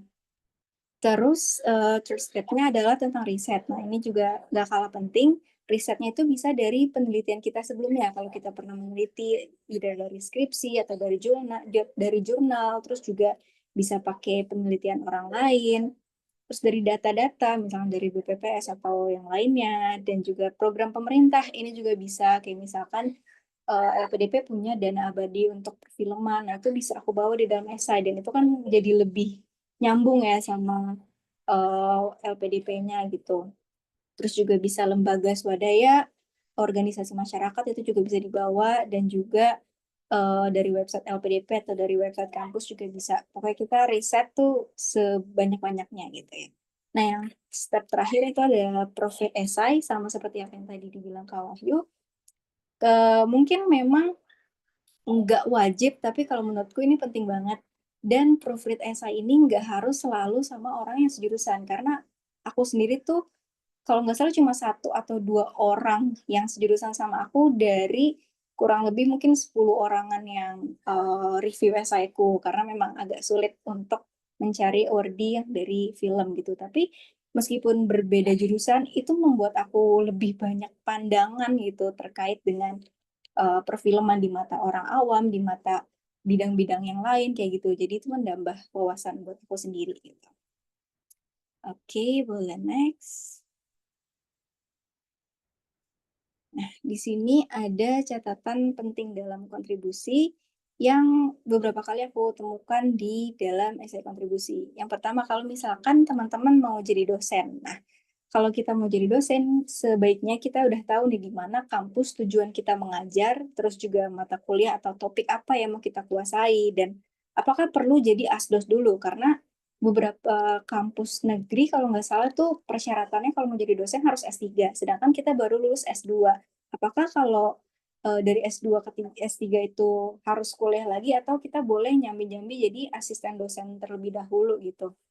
Nah, kalau kita mau jadi dosen di kampus kita sendiri, apakah udah ada rekomendasi ataupun perjanjian sama minimal ya kepala prodi gitu? Kalau misalkan mau ke kampus lain, apakah ada surat tertulisnya itu supaya lebih formal? Sebenarnya ini optional aja, tapi akan sangat mendukung ketika kita interview LPDP dan ditanyain sama panelisnya gitu. Terus kalau misalkan teman-teman mau kerja di perusahaan lain, kita juga harus tahu nih di perusahaan apa yang mau kita lamar gitu. ada salah satu mentiku yang bilang ketika lulus nanti aku mau kerja di production house.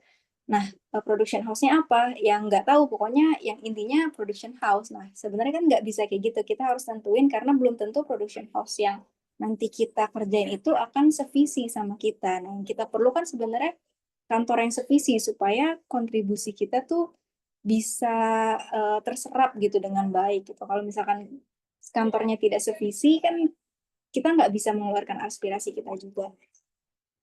Terus jadi ketahui juga proses lamarannya, kayak tanggal pembukaan, kuota penerimaan, dan lain-lain gitu. Nah, kalau misalkan ada rekomendasi atau referensi dari HR atau atasan di kantor tersebut juga mungkin akan lebih baik gitu. Kayak misalkan aku pernah ikut workshop sama Lembaga Sensor Film Indonesia dan berkesempatan untuk berdiskusi langsung sama Bapak kepalanya, ketua LSFRI, dan dari situ tuh aku menuliskan di esai kalau misalnya aku nanti mau bekerja di LSFRI, aku sudah ada koneksi ke sana. Nah, itu bisa lebih believable untuk penulis LPDP-nya gitu. Terus kalau teman-teman mau bikin bisnis, pelajari cara bikin bisnis yang legal, terus divisi apa aja sih yang diperlukan gitu, divisi utama yang diperlukan untuk kerjasama, terus juga target pasar, terus sesuai dengan apa yang tadi dibilang sama Kak Wahyu, ya tujuannya jangan cuma untuk profit atau self-centered gitu. Jadi kayak tetap ada CSR-nya, tetap ada manfaatnya bagi warga sekitar, ataupun ya mungkin skala kecil juga nggak masalah gitu.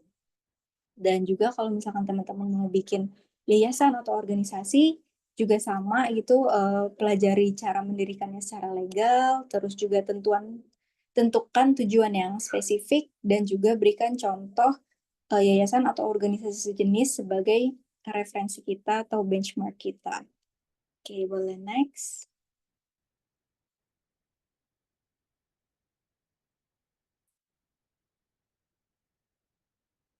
Nah, ini kayaknya harusnya ada di pertama, cuma nggak apa-apa. Oke, ya oke. Yang di sini tadi juga udah dikasih tahu sama Kak Wahyu juga gitu ya, ada apa sih di esai kontribusi. Nah, kalau di website LPDP cuma ada 3, yaitu ada komitmen kembali ke Indonesia, terus rencana pasca studi, sama rencana kontribusi. Nah, kalau dari aku, saran-saran yang bisa ditulis itu mungkin bisa dari latar belakang pendidikan atau pekerjaan kalau kita sudah bekerja, terus permasalahan di Indonesia, pilihan kampus beserta alasan, terus juga pilihan negaranya, pengalaman pribadi yang relate dan juga mendukung misal data-data atau observasi, terus juga fakta dan data tentang jurusan kita atau permasalahan yang ada di Indonesia, terus riset yang mendukung, sama mungkin kalau ada aspirasi personal juga bisa dimasukin. Oke, boleh next. Nah, ini mungkin kesalahan-kesalahan yang aku temui di beberapa mentiku sebelumnya. Yang pertama itu adalah terlalu general nih. Contohnya adalah saya akan berkontribusi untuk pendidikan di Indonesia. Nah, mungkin panelisnya akan nanya gitu, pendidikannya tuh di bidang apa, terus fokusnya daerah mana, tujuan spesifiknya apa, langkah konkretnya bagaimana, siapa saja yang akan terlibat, dan juga butuh waktu berapa lama gitu. Jadi bagusnya kan kita bisa menjabarkan pertanyaan-pertanyaan itu supaya kita nggak dicecer ketika wawancara gitu ya. Terus yang kedua adalah tidak bisa dipercaya. Ini contoh nyata dari esai yang aku baca, itu adalah dia bilang saya ingin menjadi Menteri Kominfo agar dapat membuat regulasi baru terkait dengan IT. Nah, sebenarnya mimpi yang tinggi itu boleh, cuma mungkin sama panas LPDP kayak, emang iya kayak gitu loh, kayak gimana caranya gitu kan, apakah ada rekomendasi atau kepercayaan dari orang yang berwenang gitu, misalkan dari menterinya sekarang udah ngasih tahu, oh nanti kamu jadi Kominfo ya selanjutnya, misalkan kayak gitu. Dan apa posisi kita sekarang, apakah setidaknya kita udah kerja di Kominfo atau jangan-jangan belum kerja sama sekali di sana, belum pernah ngelamar. Nah itu kan gimana caranya tiba-tiba jadi menteri gitu, dan seberapa jauh pengetahuan kita tentang posisi tersebut gitu. Jangan, mungkin kayak orang mikirnya oh jadi menteri enak soalnya nanti juga ada banyak bawahan, padahal kita belum tentu tahu apa yang terjadi di sana, workload-nya bagaimana dan segala macamnya gitu. Jadi yang ada di sekitar kita dulu aja lah gitu, gak harus yang setinggi itu gitu. Terus yang selanjutnya, kesalahan selanjutnya adalah self-centered atau profit based. ini juga seperti yang udah aku dan Kak Wahyu bilang. Jadi misalkan contoh kalimatnya adalah setelah lulus saya ingin meneruskan usaha untuk mendapatkan profit lebih banyak gitu. Nah, tapi apa untungnya kalau kamu dapat profit banyak dengan masyarakat kita gitu. Masyarakat sekitarnya tuh dapat untung apa gitu kan. Apa dampaknya kepada negara kalau kamu kaya gitu. Terus juga kemajuan apa gitu yang bisa kamu tawarkan gitu. Jadi namanya usaha pasti butuh profit, tapi dari profit itu tuh kita bisa berkontribusi apa kayak gitu harus dijelasin. Jadi jangan self-centered yang cuma ini hanya untuk tentang kita dan untuk tujuan personal kita gitu. Nah, terus yang terakhir adalah typo atau kesalahan penulisan yang cukup krusial gitu. Misalkan kayak Indonesia peringkat ke 1155 negara terkorupsi dari 180 negara gitu. Nah, ini mungkin simple tapi ganggu gitu. Jadi kayak yang benar tuh 115 atau 155 nih kayak gitu kan. Dan data-data kayak gini mungkin panelis yang baca jauh lebih tahu daripada kita. Jadi kayak ini maksudnya dia nulis apa ya kayak gitu. Karena nanti jadi bumerang ke kitanya sendiri ketika nanti panelis. Jadi diperhatikan lagi typonya. Kalau misalkan aku biasanya masukin ke Google Docs. Jadi kalau di Google Docs itu kan ada yang garis-garis merah atau garis-garis biru. Itu tuh yang bisa kita benerin. Jadi kita bisa meminimalisasi typo atau kesalahan penulisan gitu. Oke, next. Nah, ini juga nih biasanya aku selalu bikinin timeline ini ke Mentiku supaya bisa selalu ke-track gitu udah sampai mana progresnya dan teman-teman juga bisa bikin sendiri supaya lebih teratur dan juga terorganisir.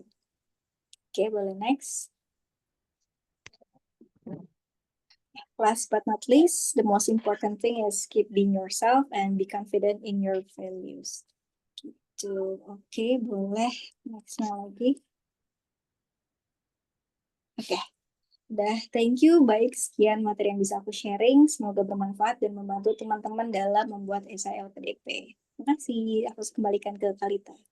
Baik, terima kasih banyak Kak Vida atas penjelasannya. Wow, sangat keren sekali ya teman-teman atas informasinya. Semoga dapat diterapkan untuk nanti rencana pembuatan esai di LPDP-nya. Baik teman-teman, mungkin sekarang kita akan memulai sesi Q&A. Bagi teman-teman yang udah gak sabar nih dari tadi pengen mengajukan pertanyaan gitu. Tapi dari pihak kami akan mengedepankan orang-orang yang punya keberanian lebih untuk open cam sama open mic-nya. Mungkin ada yang mau raise hand? Siapa yang mau jadi penanya pertama?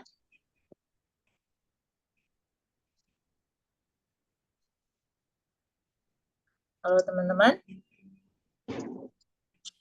Adakah yang mau bertanya secara langsung gitu? Biar nanti jawabnya juga lebih cepat daripada yang di chat. Kalau yang di chat kan belum tentu kejawab semuanya nih. Jadi lebih baik nanya langsung open mic aja. Ayo teman-teman, tunjukkan keberanian kalian.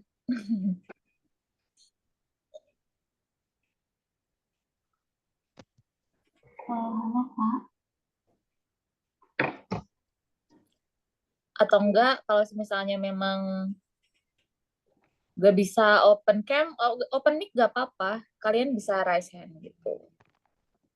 Halo Kak, mau Kasih bertanya waktu. boleh Kak? Gimana Kak? Mau bertanya boleh? Oh oke, boleh. Dengan kakak siapa ya? Ini aku nggak bisa lihat namanya di iPad aku. Oke boleh Kak, boleh perkenalkan diri Kak, siapa namanya? Ya, makasih Kak, nama aku Ami. Jadi aku mau nanya sama Kak Wahyu. Boleh Kak, silahkan untuk mengajukan pertanyaannya. Ya, makasih Kak. Jadi Kak Wahyu, aku mau nanya Kak. Tadi kan di penjelasan Kakak tuh Kakak ada bilang jangan lupa buat tulis role kita di esai kan Kak. Nah, apakah itu jadi peneliti, jadi dosen, atau apa gitu kan Kak. Nah, boleh nggak Kak misalnya kita tulis role kita tuh dua gitu di situ. Nah, kita mau jadi peneliti sama dosen gitu misalnya Kak. Makasih Kak.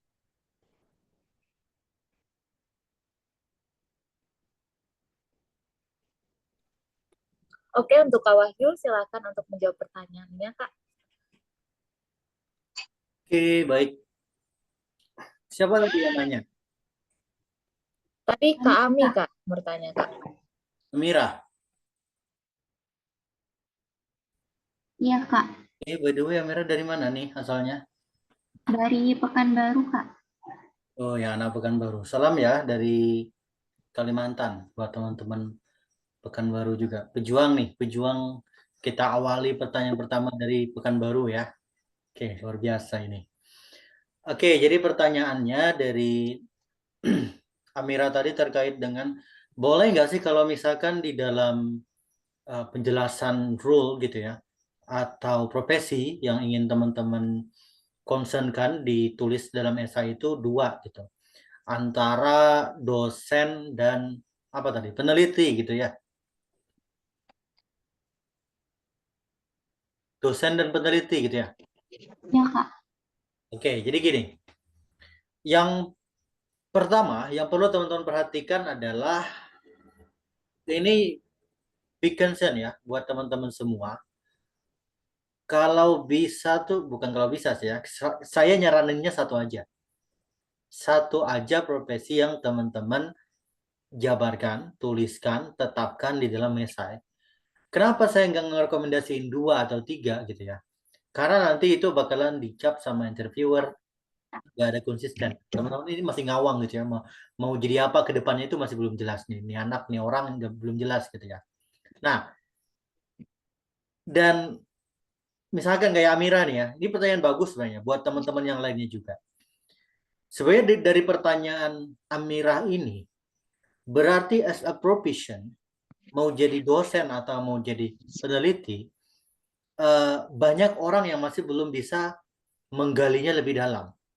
Ya, padahal kalau misalkan kita only menjelaskan mau jadi seorang dosen, toh dosen itu juga tugasnya juga salah satunya meneliti gitu. Ya, nah ini yang perlu teman-teman gali lebih dalam ya terkait dengan profesi. Misalkan teman-teman itu mau jadi dosen, menuliskan di dalam esainya. Nah, tugas dosen itu adalah aplikasi dari 3 poin Tridharma perguruan tinggi. Ya, jadi 3 poin Tridharma perguruan tinggi itu ada mengajar, sederhananya ya, ada mengajar, meneliti, sama mengabdi atau pengabdian masyarakat. Nah, jadi kalau misalkan Amirah nanti menuliskan mau jadi dosen, itu udah bisa mengcover semuanya gitu. Udah juga otomatis jadi peneliti gitu kan.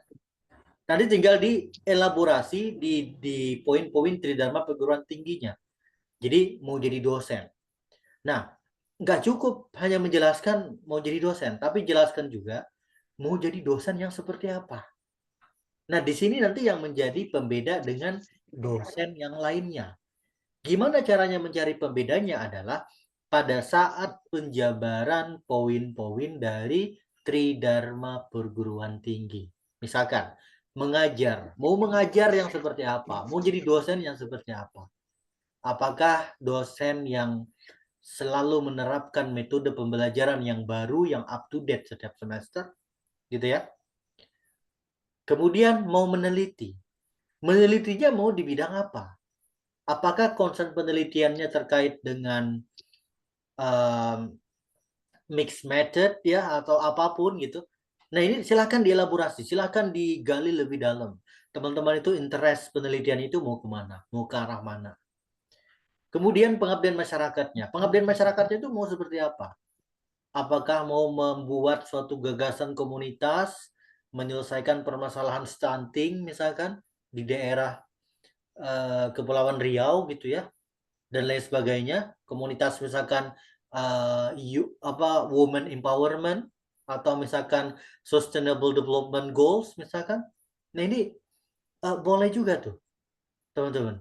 Nah jadi ini yang akan menjadi pembeda teman-teman itu dengan kandidat yang lain. Karena nanti esai teman-teman itu akan menjadi powerful kalau misalkan si pembaca itu udah tahu arahnya teman-teman ini mau kemana. Nah, jadi itu tadi ya sarannya, coba digali lagi lebih dalam informasinya. Jadi bukan berarti 2 hal yang terpisah gitu ya. mau jadi dosen atau mau jadi peneliti. Bilang aja mau jadi dosen. Toh juga tugasnya juga salah satunya meneliti gitu kan. Nah, kalau emang mau konsen di bidang penelitian, ya jangan bilang jadi dosen, bilang aja jadi peneliti. Mau kerja di BRIN, ya. Nah Salat kilit itu semangat ya? itu lebih cocok, itu lebih pantas ya. Semangat ya? Kerjanya di BRIN. Salat Gitu. kilit. Jadi bukan jadi dosen, tapi emang pekerjaannya sebagai researcher, peneliti, dan instansi atau institusi kerjanya adalah di lembaga-lembaga penelitian. Contohnya salah satunya ada ada BRIN, PT LAN gitu ya, macam-macam. Nah, jadi itu nanti silakan dielaborasi, silakan dicari tahu lagi informasinya, karena ini bakalan dikulik pada saat nanti wawancara teman-teman. Nah, itu aja sih jawabannya. Baik, terima kasih Kak Wahyu atas jawabannya dan Kak Amira atas pertanyaannya. Teman-teman, tadi aku lihat ada yang raise hand, Kak Ilham sama Kak Sylvia deh kalau nggak salah. Kakak, kalian mau ngajuin pertanyaan, silakan mau Kak Ilham duluan atau Kak Sylvia duluan.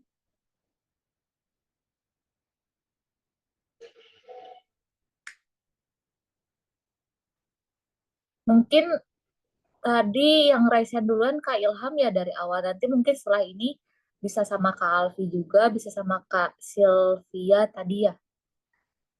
Kak Ilham silahkan untuk open mic-nya. Apa suara saya terdengar? Terdengar Kak, terdengar. Gimana Kak, Oke, mau baik. mengajukan pertanyaan kepada siapa? Mungkin kepada keduanya bisa. Kak Fida ya? Kak Wahyu sama Kak Fida bisa. Oh, bisa, bisa. Boleh, boleh, boleh Kak. Silahkan Kak untuk pertanyaannya, boleh langsung disampaikan. Oke, baik. Perkenalkan, saya Ilham. Saya alumni dari S1 UNHAS. Eh, saya ingin bertanya kepada Pak Wahyu dulu. Kak Wahyu. Itu yang pertama adalah ketika kita membuat suatu esai, eh, saya kan ingin pertama memakai hook di sini. Hooknya itu saya ingin elaborate sedikit dengan memasukkan sedikit isu masalah saya terkait masalah yang ingin saya hadapi. Tapi itu hanya sedikit saja. Terus apakah itu diperbolehkan eh, supaya nanti saya bisa masuk ke bagian data diri saya untuk ke bagian itu.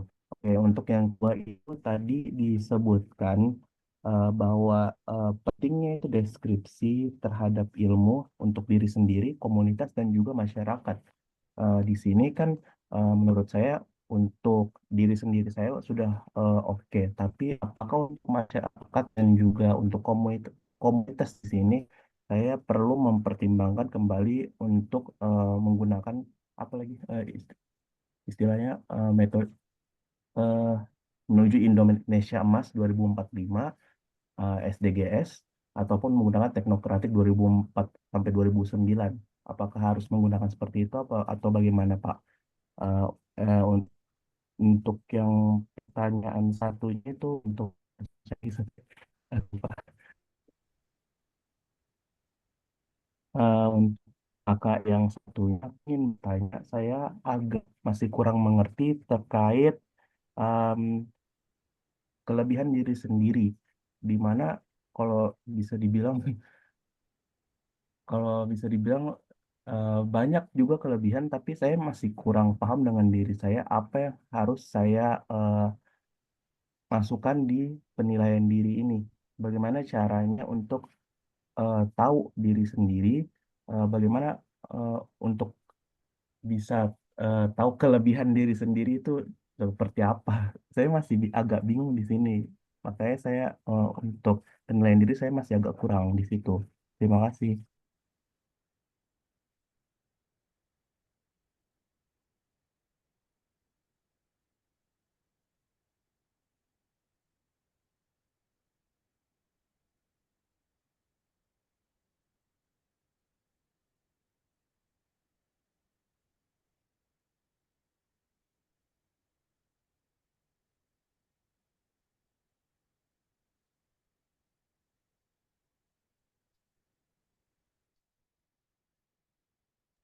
Baik Kak, untuk Kak Wahyu dan Kak Fida mungkin bisa langsung menjawab pertanyaan dari penanya.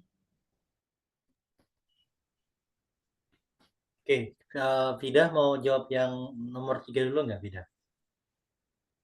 Oke, boleh. Oke, cocok. Oke, boleh. Ini suaraku double nggak ya? Udah jelas Kak, udah jelas. Dari aku, waktu itu aku pernah nyoba gini, ada yang namanya self-looking glass. Jadi kita ngelihat kelebihan kita itu dari gimana teman-teman kita ngelihat. Jadi waktu itu aku pernah buat apa sih ask question di Instagram gitu ke teman-temanku kayak menurut kalian kelebihan aku apa ya? Dan gitu kan banyak dari situ kan banyak respon ya. Nah, terus dari respon-respon itu tuh aku saring kayak gimana sih yang bener-bener aku merasa oh ya deng bener aku tuh kayak gini kayak gitu. Jadi kalau dari aku saran yang mungkin bisa dikerjakan kayak gitu sih Kak. Jadi kita lihat juga tanya dulu ke teman-teman kita kalau emang kita benar-benar nggak tahu apa sih kelebihan diri kita sendiri. Nah dari masukan teman-teman itu kita saring lagi kayak bener nggak ya aku tuh orangnya perfeksionis, bener nggak ya aku tuh orangnya ternyata sangat disiplin dengan peraturan dan segala macam kayak gitu. Nah itu bisa dicoba Kak kalau misalkan dari aku kayak gitu. Kira-kira terjawab nggak ya Kak? Tapi itu harus dijelasin lagi ya, kayak misalnya perfeksionis kayak dalam bidang hal apa begitu. Dikasih contoh konkretnya, misal kayak tadi multitasking. Contoh kita tuh multitasking, kita pernah ngapain ya sesuatu hal yang multitasking. Oh, aku pernah ngerjain misalkan 3 project dalam waktu yang sama, tapi semuanya hasilnya memuaskan. Artinya kan manajemennya bagus kayak gitu. Nah, itu bisa kayak gitu Kak dijabarin. Oke, makasih.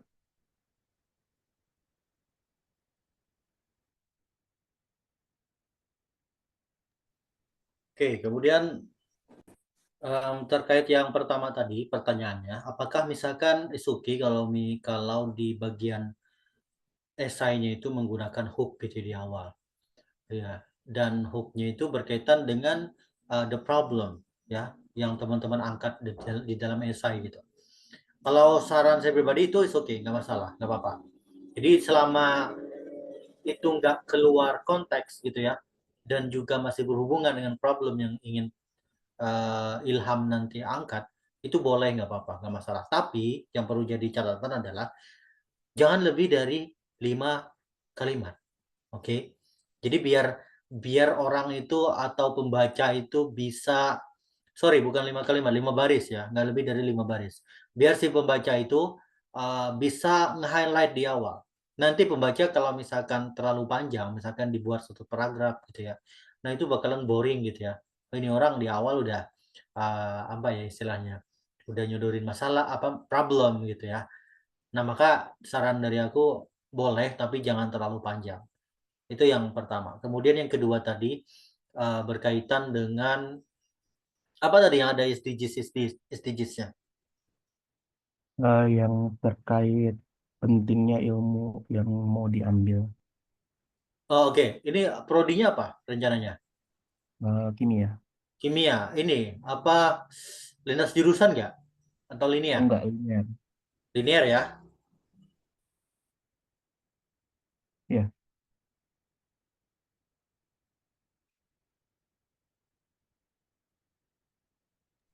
Kamu ambil isu apa? Environment.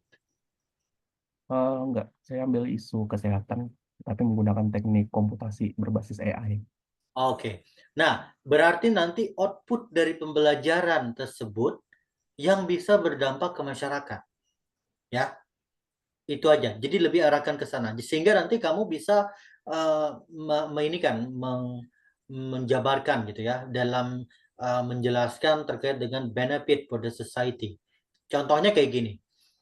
Misalkan ya, ini ada kimia, apa ngambil jurusan kimia. Nah, kalau kita langsung menginterpretasikan manfaat jurusan kimia yang kamu pelajari, pelajaran-pelajaran kimia yang kamu pelajari, itu ke masyarakat, itu kan ada gap ya, sangat jauh gitu. Dan itu nggak langsung bisa ditangkap atau direspon baik oleh masyarakat gitu. Nah, jadi lebih ambil itu outputnya dari pembelajaran tersebut. Ya, outputnya. Contoh kayak gini. Misalkan ada jurusan, ada orang misalkan jurusan kimia. Nah, terus dia rencana kontribusinya konsentrasi kimia yang diambil itu lebih ke lingkungan misalkan. Nah, terus dia mau meneliti kandungan-kandungan kimia yang ada di tumbuh-tumbuhan, misalkan kayak apa ya, lemon atau apa gitu ya, yang bisa dijadikan zat kimia gitu ya, yang mana nanti itu bisa bermanfaat untuk keberlanjutan di lingkungan sekitar atau tidak mencemari lingkungan dan lain sebagainya gitu ya. Entah itu dikonversi jadi biodiesel atau apa gitu ya. Saya kurang paham terkait dengan output pembelajarannya, tapi intinya ke sana. Coba cari output pembelajarannya. Saya kasih contoh sederhana gini, misalkan saya konsentrasinya itu entrepreneurship. Kalau saya langsung menjelaskan kalau ilmu yang saya pelajari entrepreneurship yang saya dapatkan di Universitas X itu mau saya terapkan ke masyarakat. Nah itu pasti ada gap, nggak bisa. Karena orang nggak semuanya ngerti entrepreneurship gitu ya. Nah tapi dijelaskan output pembelajaran dari entrepreneurship yang ada di Universitas X itu misalkan menjadikan lulusan yang siap menjadi business consultant, terutama untuk UMKM. Nah, sehingga outputnya ini bisa saya kasih ke masyarakat gitu, sesuai dengan kebutuhan masyarakat, sehingga nanti nggak ada gap lagi, ya. Jadi coba lihat, karena setiap jurusan di tiap universitas itu pasti ada penjelasan output pembelajarannya, atau biasanya kita sebut dengan objective goals dari course tersebut. Bahkan tiap prodi itu beda, tiap kampus beda gitu ya. Silakan. Dan teman-teman menurut saya wajib tahu itu. Karena kalau teman-teman tahu objective goals dari jurusan yang teman-teman ambil nanti, itu akan menjadi poin penilaian plus atau penting pada saat nanti di wawancara gitu. Ya, apalagi kalau teman-teman tuliskan di esai. Udah tahu nih objective goals-nya. Karena saya lihat mostly teman-teman itu di dalam esai hanya sebatas menuliskan apa yang teman-teman pelajari mata kuliahnya. Benar nggak? Tapi nggak sampai ke objective goals-nya. Contoh, saya di kampus UGM nanti akan ambil jurusan kimia. Semester 1 ambil mata kuliah A, B, C, D gitu ya. Yang mana mata kuliah ini sangat penting untuk saya ke depan. Tapi teman-teman nggak bicara objective goals-nya. Nah itu poin pentingnya ya. Jadi silakan sekarang buat Ilham cari objective goals dari jurusan kimia di prodi yang nantinya diambil di kampus. Objective goals ini teman-teman mau nggak mau harus searching ke website kampusnya langsung ya. Karena tiap kampus, tiap prodi di jurusan yang sama ya, baik di Indonesia maupun di luar negeri, itu mereka punya objective goals yang berbeda. Nah itu ya catatan poin pentingnya. Biar nanti nggak kebingungan lagi menghubungkannya untuk memberikan argumentasi gimana caranya biar rencana kontribusi ini bermanfaat juga buat lingkungan sekitar, for community maupun nation gitu. Nah itu aja sih tambahan dari aku. Mungkin dari Kak Vida mungkin berdasarkan point of view-nya boleh tambahkan.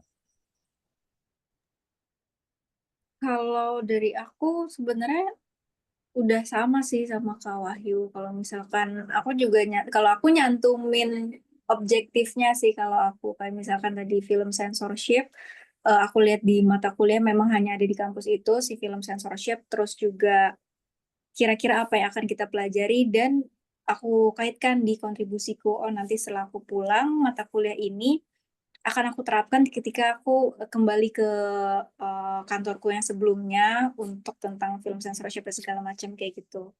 Jadi bisa ditulis kayak gitu. Dari aku itu aja sih, Kak.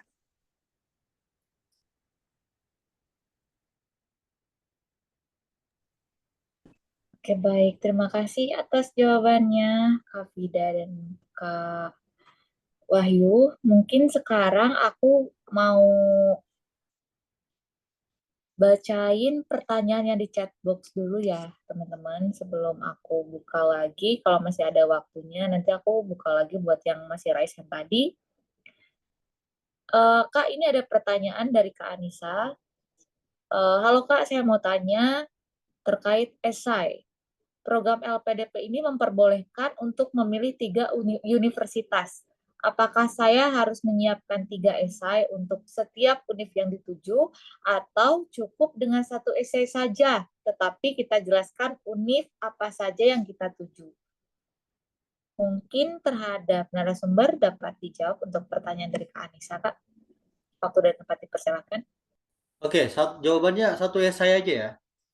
Jadi di dalam esai nanti teman-teman menjelaskan, boleh menjelaskan cuma 1 aja, boleh menjelaskan ketiga-tiganya gitu.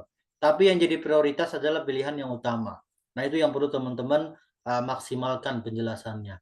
Jadi jangan sampai gara-gara menjelaskan 3 universitas gitu ya, tujuan di dalam esai malah banyak katanya yang kebuang gitu ya.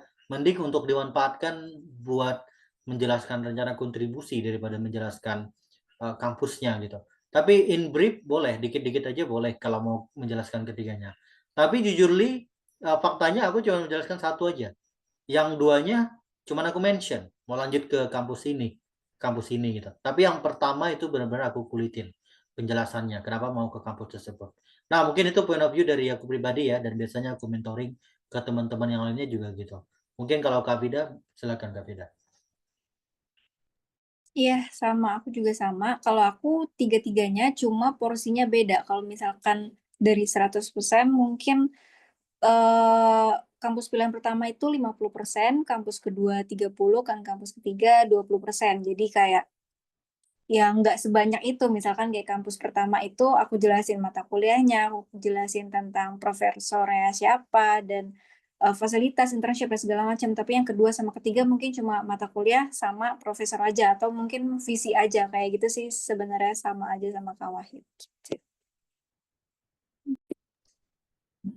Baik, Kak. Terima kasih atas jawabannya. Aku mau lanjut lagi pertanyaannya di chat box itu.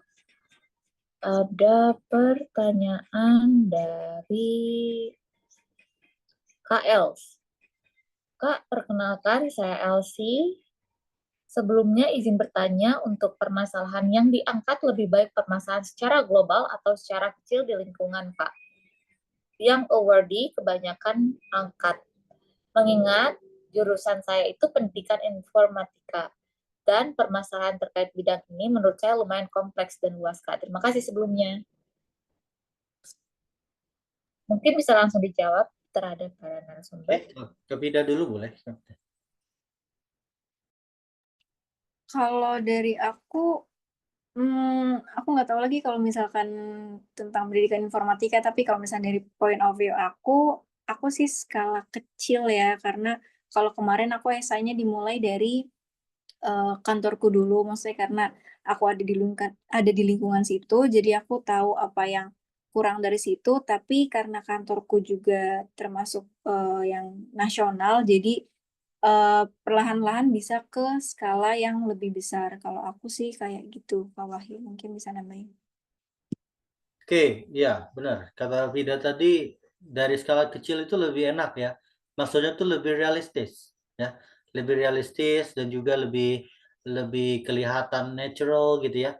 Jadi kalau aku tuh punya prinsip kadang cari objek rencana kontribusi itu yang paling dekat dengan teman-teman. Gitu ya. Jadi yang paling dekat, bukan berarti yang paling besar skalanya ya. Kalau misalkan teman-teman, kalau aku contoh pribadi, kalau aku yang paling dekat itu karena mendampingin para pelaku UMKM di bidang pertanian, sektor pertanian di bawah naungan skopnya sebenarnya kementerian, tapi pelaksananya itu ada di kabupaten. Nah, jadi aku fokus bicara di kabupaten. Jadi di ruang lingkup kabupaten saya mau membuat di kabupaten ini gitu ya, biar iklim kewirausahaannya tumbuh, hidup gitu. Karena itu yang paling dekat objeknya dengan aku pribadi gitu, dengan pekerjaan. Contoh tadi kalau kayak Kak Vida, dia ambil yang paling dekat juga di kantornya. Nah, begitupun kalau teman-teman kerja misalkan ya, jadi staf ahli di kementerian. Nah, maka yang paling dekat ya di kementerian gitu. Jadi bukan kita lihat skalanya, tapi objeknya yang paling dekat dengan kita ini kemana gitu. Ya, tapi yang paling gampang itu skalanya kalau misalkan skalanya lebih kecil, berarti itu lebih ini juga kan lebih spesifik gitu. Lebih spesifik kita tuh mau kemana rencana kontribusinya gitu. Dan rata-rata teman-teman ya yang awardee yang udah lulus itu yang kita mentorin itu emang rencana kontribusinya itu bukan yang nasional gitu ya, tapi spesifik gitu ya, lebih spesifik. Misalkan walaupun mereka kadang sekarang trennya kuliah ke luar negeri, tapi tetap rencana kontribusinya mau balik kampung gitu ya. Permasalahan yang ada di kampung, permasalahan yang ada di desa, atau permasalahan yang paling dekat dengan tempat teman-teman itu bekerja, itu boleh. Nah, kemudian perkara terkait dengan, oh saya jurusannya informatik gitu ya, informatika, terlalu umum. Menurut saya enggak juga. Ya. Nah, kenapa kita cara pandangnya melihat itu hal yang terlalu umum sehingga sulit untuk menemukan problemnya gitu? Karena kita hanya lihat itu sebatas informatika. Ya. Tapi coba teman-teman lihat secara lebih dalam, secara konsentrasi. Contohnya kalau saya pribadi, kalau saya lihat based on POP manajemen dan bisnis, besar banget. Nggak bisa manajemen bisnis itu diterapkan di desa. Karena manajemen dan bisnis ini lebih cocoknya kan condongnya ke MBA. Dan MBA ini di korporasi, di perusahaan-perusahaan besar yang ada di kota-kota besar. Kalau saya POP-nya manajemen bisnis, tapi saya mau cari yang lebih spesifik, manajemen bisnis konsentrasinya kewirausahaan. Oke. Nah, nanti misalkan informatik engineering konsentrasinya adalah jaringan misalkan, atau sistem apa, saya juga kurang begitu paham ya, komputasi dan lain sebagainya. Bebas ya, tentang coding dan lain sebagainya apa gitu. Jadi lihat ininya penjurusannya. Jangan lihat yang general term jurusan teman-teman gitu. Karena kalau lihat itu pasti teman-teman akan kebingungan karena itu terlalu general. It's too general gitu.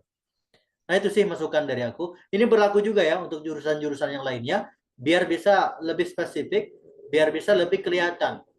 Dan ini jujur ini akan menjadi pembeda dengan yang lainnya karena beberapa orang tuh belum sampai ke sini deep analyzing-nya gitu.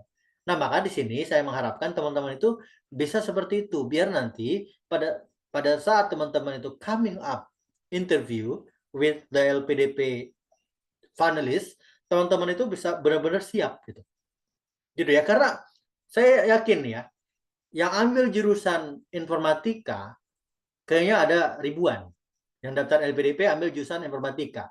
Saya juga yang ambil jurusan manajemen bisnis. Banyak banget ya.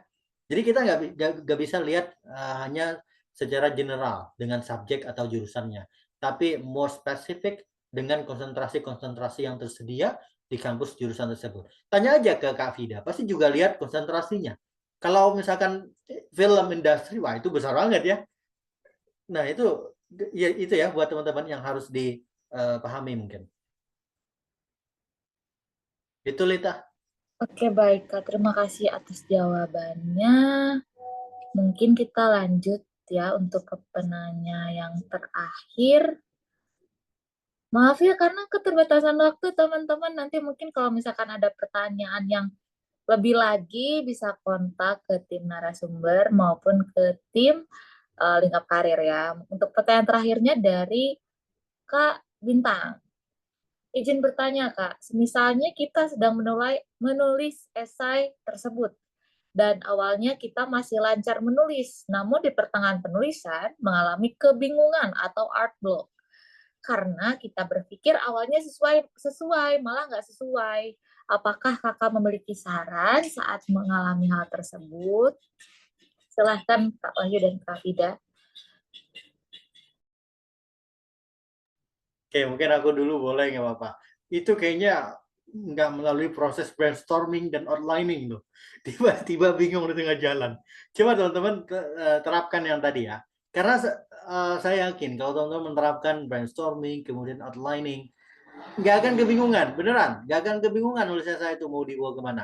Tinggal tambah-tambahin aja, yang pasti teman-teman akan kebingungan gimana caranya biar kurang dari 2000.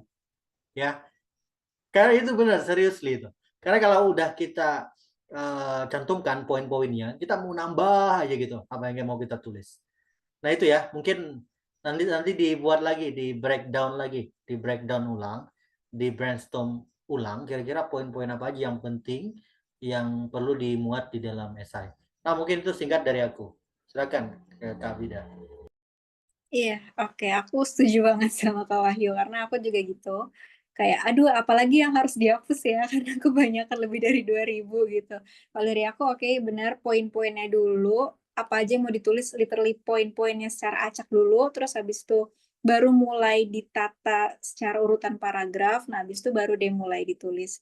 Ya mungkin ada tukar dikit-dikit, gak apa-apa, tapi apa ya, bener sih kayak brainstorming itu perlu banget buat di awal karena kita udah tahu kita mau nulis apa nantinya, jadi nggak akan stuck di tengah jalan abis ini apa lagi ya. Justru malah kalau kita udah brainstorming, kita bingung harus ngapus yang mana ya gitu sih bener. Dari aku itu aja Kak. Oke, baik. Bagaimana teman-teman? Apakah pertanyaannya sudah cukup jelas untuk dijawab oleh para narasumber? Untuk sesi selanjutnya kami akan melangsungkan pada sesi penyerahan e-sertifikat. Terima kasih apresiasi kami terhadap narasumber yang sudah memberikan banyak pengetahuan dan sharing pengalaman yang sangat luar biasa. Kami di sini ingin memberikan apresiasi untuk menyerahkan e-sertifikat kepada Kak Wahyu dan juga Kak Vida, kepada Kak Nindya selaku founder. Waktu dan tempat dipersilahkan. Baik, terima kasih dari Tas. Baik, untuk Kak Wahyu dan Kak Vida, dengan penuh apresiasi, saya selaku founder dari linkupkarir.id mewakili tim menyerahkan sertifikat penghargaan ini kepada Kak Wahyu dan Kak Vida selaku narasumber kita di webinar scholarship kali ini, yang mana sudah memberikan kontribusi yang luar biasa dalam berbagi ilmu dan pengalamannya mengenai beasiswa LPDP. Selanjutnya, terima kasih atas kerjasamanya. Sertifikat ini merupakan simbolis tanda terima kasih dari kami, dan kami berharap dapat terus berkolaborasi di masa depan dan bermanfaat bagi semua pihak, terkhususnya dalam bidang pendidikan. Adapun semoga ilmu yang telah dibagikan tadi dapat memberikan manfaat yang lebih luas untuk banyak peserta dan menginspirasi lebih banyak individu untuk berkembang dan berdampak positif untuk dirinya sendiri, orang lain, maupun bangsa dan negara Indonesia. Ya, untuk itu teman-teman digital marketing boleh dibantu diabadikan. Terima kasih terhadap Kak Nindya. Untuk narasumber pertama kita, kepada Kak Wahyu, dipersilahkan untuk mengabadikan momen. Oke, saya izin ya teman-teman untuk mengabadikan yang punya Kak Wahyu, nanti akan dilanjutkan dengan Kak Norvida. Oke, satu. Sebentar ya teman-teman yang di kolom chat, boleh tolong berhenti bentar ya. Oke, 1, 2, 3. Oke, mungkin boleh dilanjut Kak. Baik, untuk selanjutnya sertifikat akan diserahkan pada pemateri kedua. Untuk Kak Norvida mungkin dapat mengabadikan sertifikatnya. Oke, saya hitung ya teman-teman. 1, 2, 3. Oke, sudah. Baik, terima kasih. Untuk sesi selanjutnya kami akan masuk ke absensi, teman-teman. Nah, mungkin dapat di scan QR ya, teman-teman, supaya bisa absensi di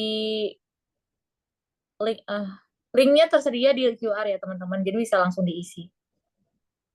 Mungkin untuk linknya kepada pihak panitia boleh dibantu untuk di-share ke kolom chat.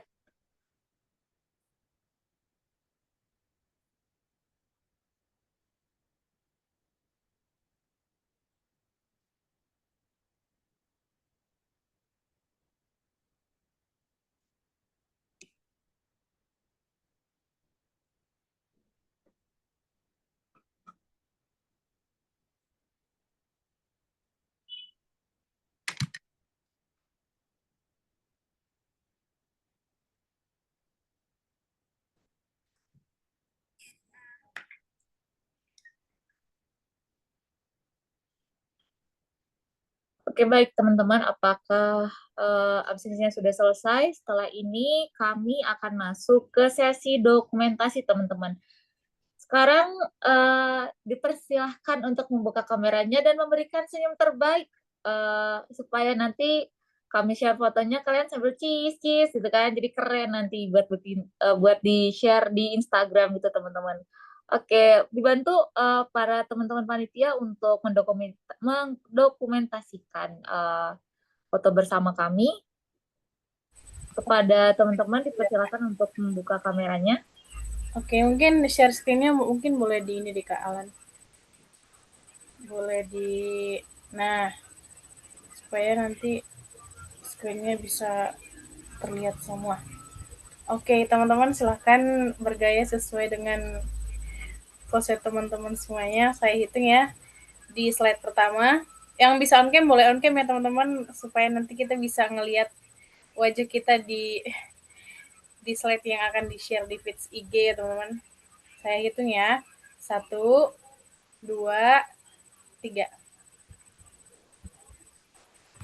Oke, sebentar ya teman-teman. Oke, saya hitung kembali. 1, 2, 3. Oke, slide selanjutnya ya. Ini ada 3 slide soalnya. Saya hitung ya. 1, 2, 3. Satu lagi. 1, 2, 3. Ini slide 3 benar-benar nggak ada yang on cam. Oke, saya serahkan kepada moderator. Terima kasih moderator. Oke, baik teman-teman. Terima kasih atas dokumentasinya. Mengakhiri sesi seminar hari ini, saya ingin merangkum materi yang telah disampaikan oleh narasumber. Ada quotes yang menarik yang dapat menjadi kuda pacuan bagi kita semua. Keberhasilan bukan tentang seberapa cepat kamu mencapainya, tapi seberapa gigih kamu memperjuangkannya. Dan bahwasannya dalam pembuatan esai, kita harus mengetahui terkait formatnya, harus dapat mengumpulkan ide secara spontan atau brainstorming, lalu memulai untuk menulis penulisan esai, dan juga melakukan proofreading. Selain itu, untuk mendapatkan beasiswa, kita harus tahu kenapa kita lanjut studi, ambil jurusan apa, menentukan rencana kuliahnya, kapan melaksanakan studinya, dan harus tahu tujuan apa yang mendasari kalian dalam melakukan studinya. Tentunya, tips dan strategi yang diberikan oleh narasumber, harapan kita adalah dapat bermanfaat untuk seluruh peserta pada hari ini. Dan juga selamat mencoba dan sampai jumpa pada agenda selanjutnya. Dan informasi lebih lanjut terkait materi maupun rekaman nanti akan di-share melalui laman grup Link Up Karir. Dan jika merasa memang ada hal yang ingin ditanyakan lebih lanjut, bisa kontak tim panitia kepada Kak Fatila maupun Kak Alat. Saya Delita pamit undur diri. Terima kasih atas kesempatannya. Selamat melanjutkan aktivitas kembali dan selamat beristirahat. Happy weekend teman-teman. Terima kasih semuanya. Terima kasih Lita. Terima kasih Kak. Makasih Kak Wahyu, Kak Vida.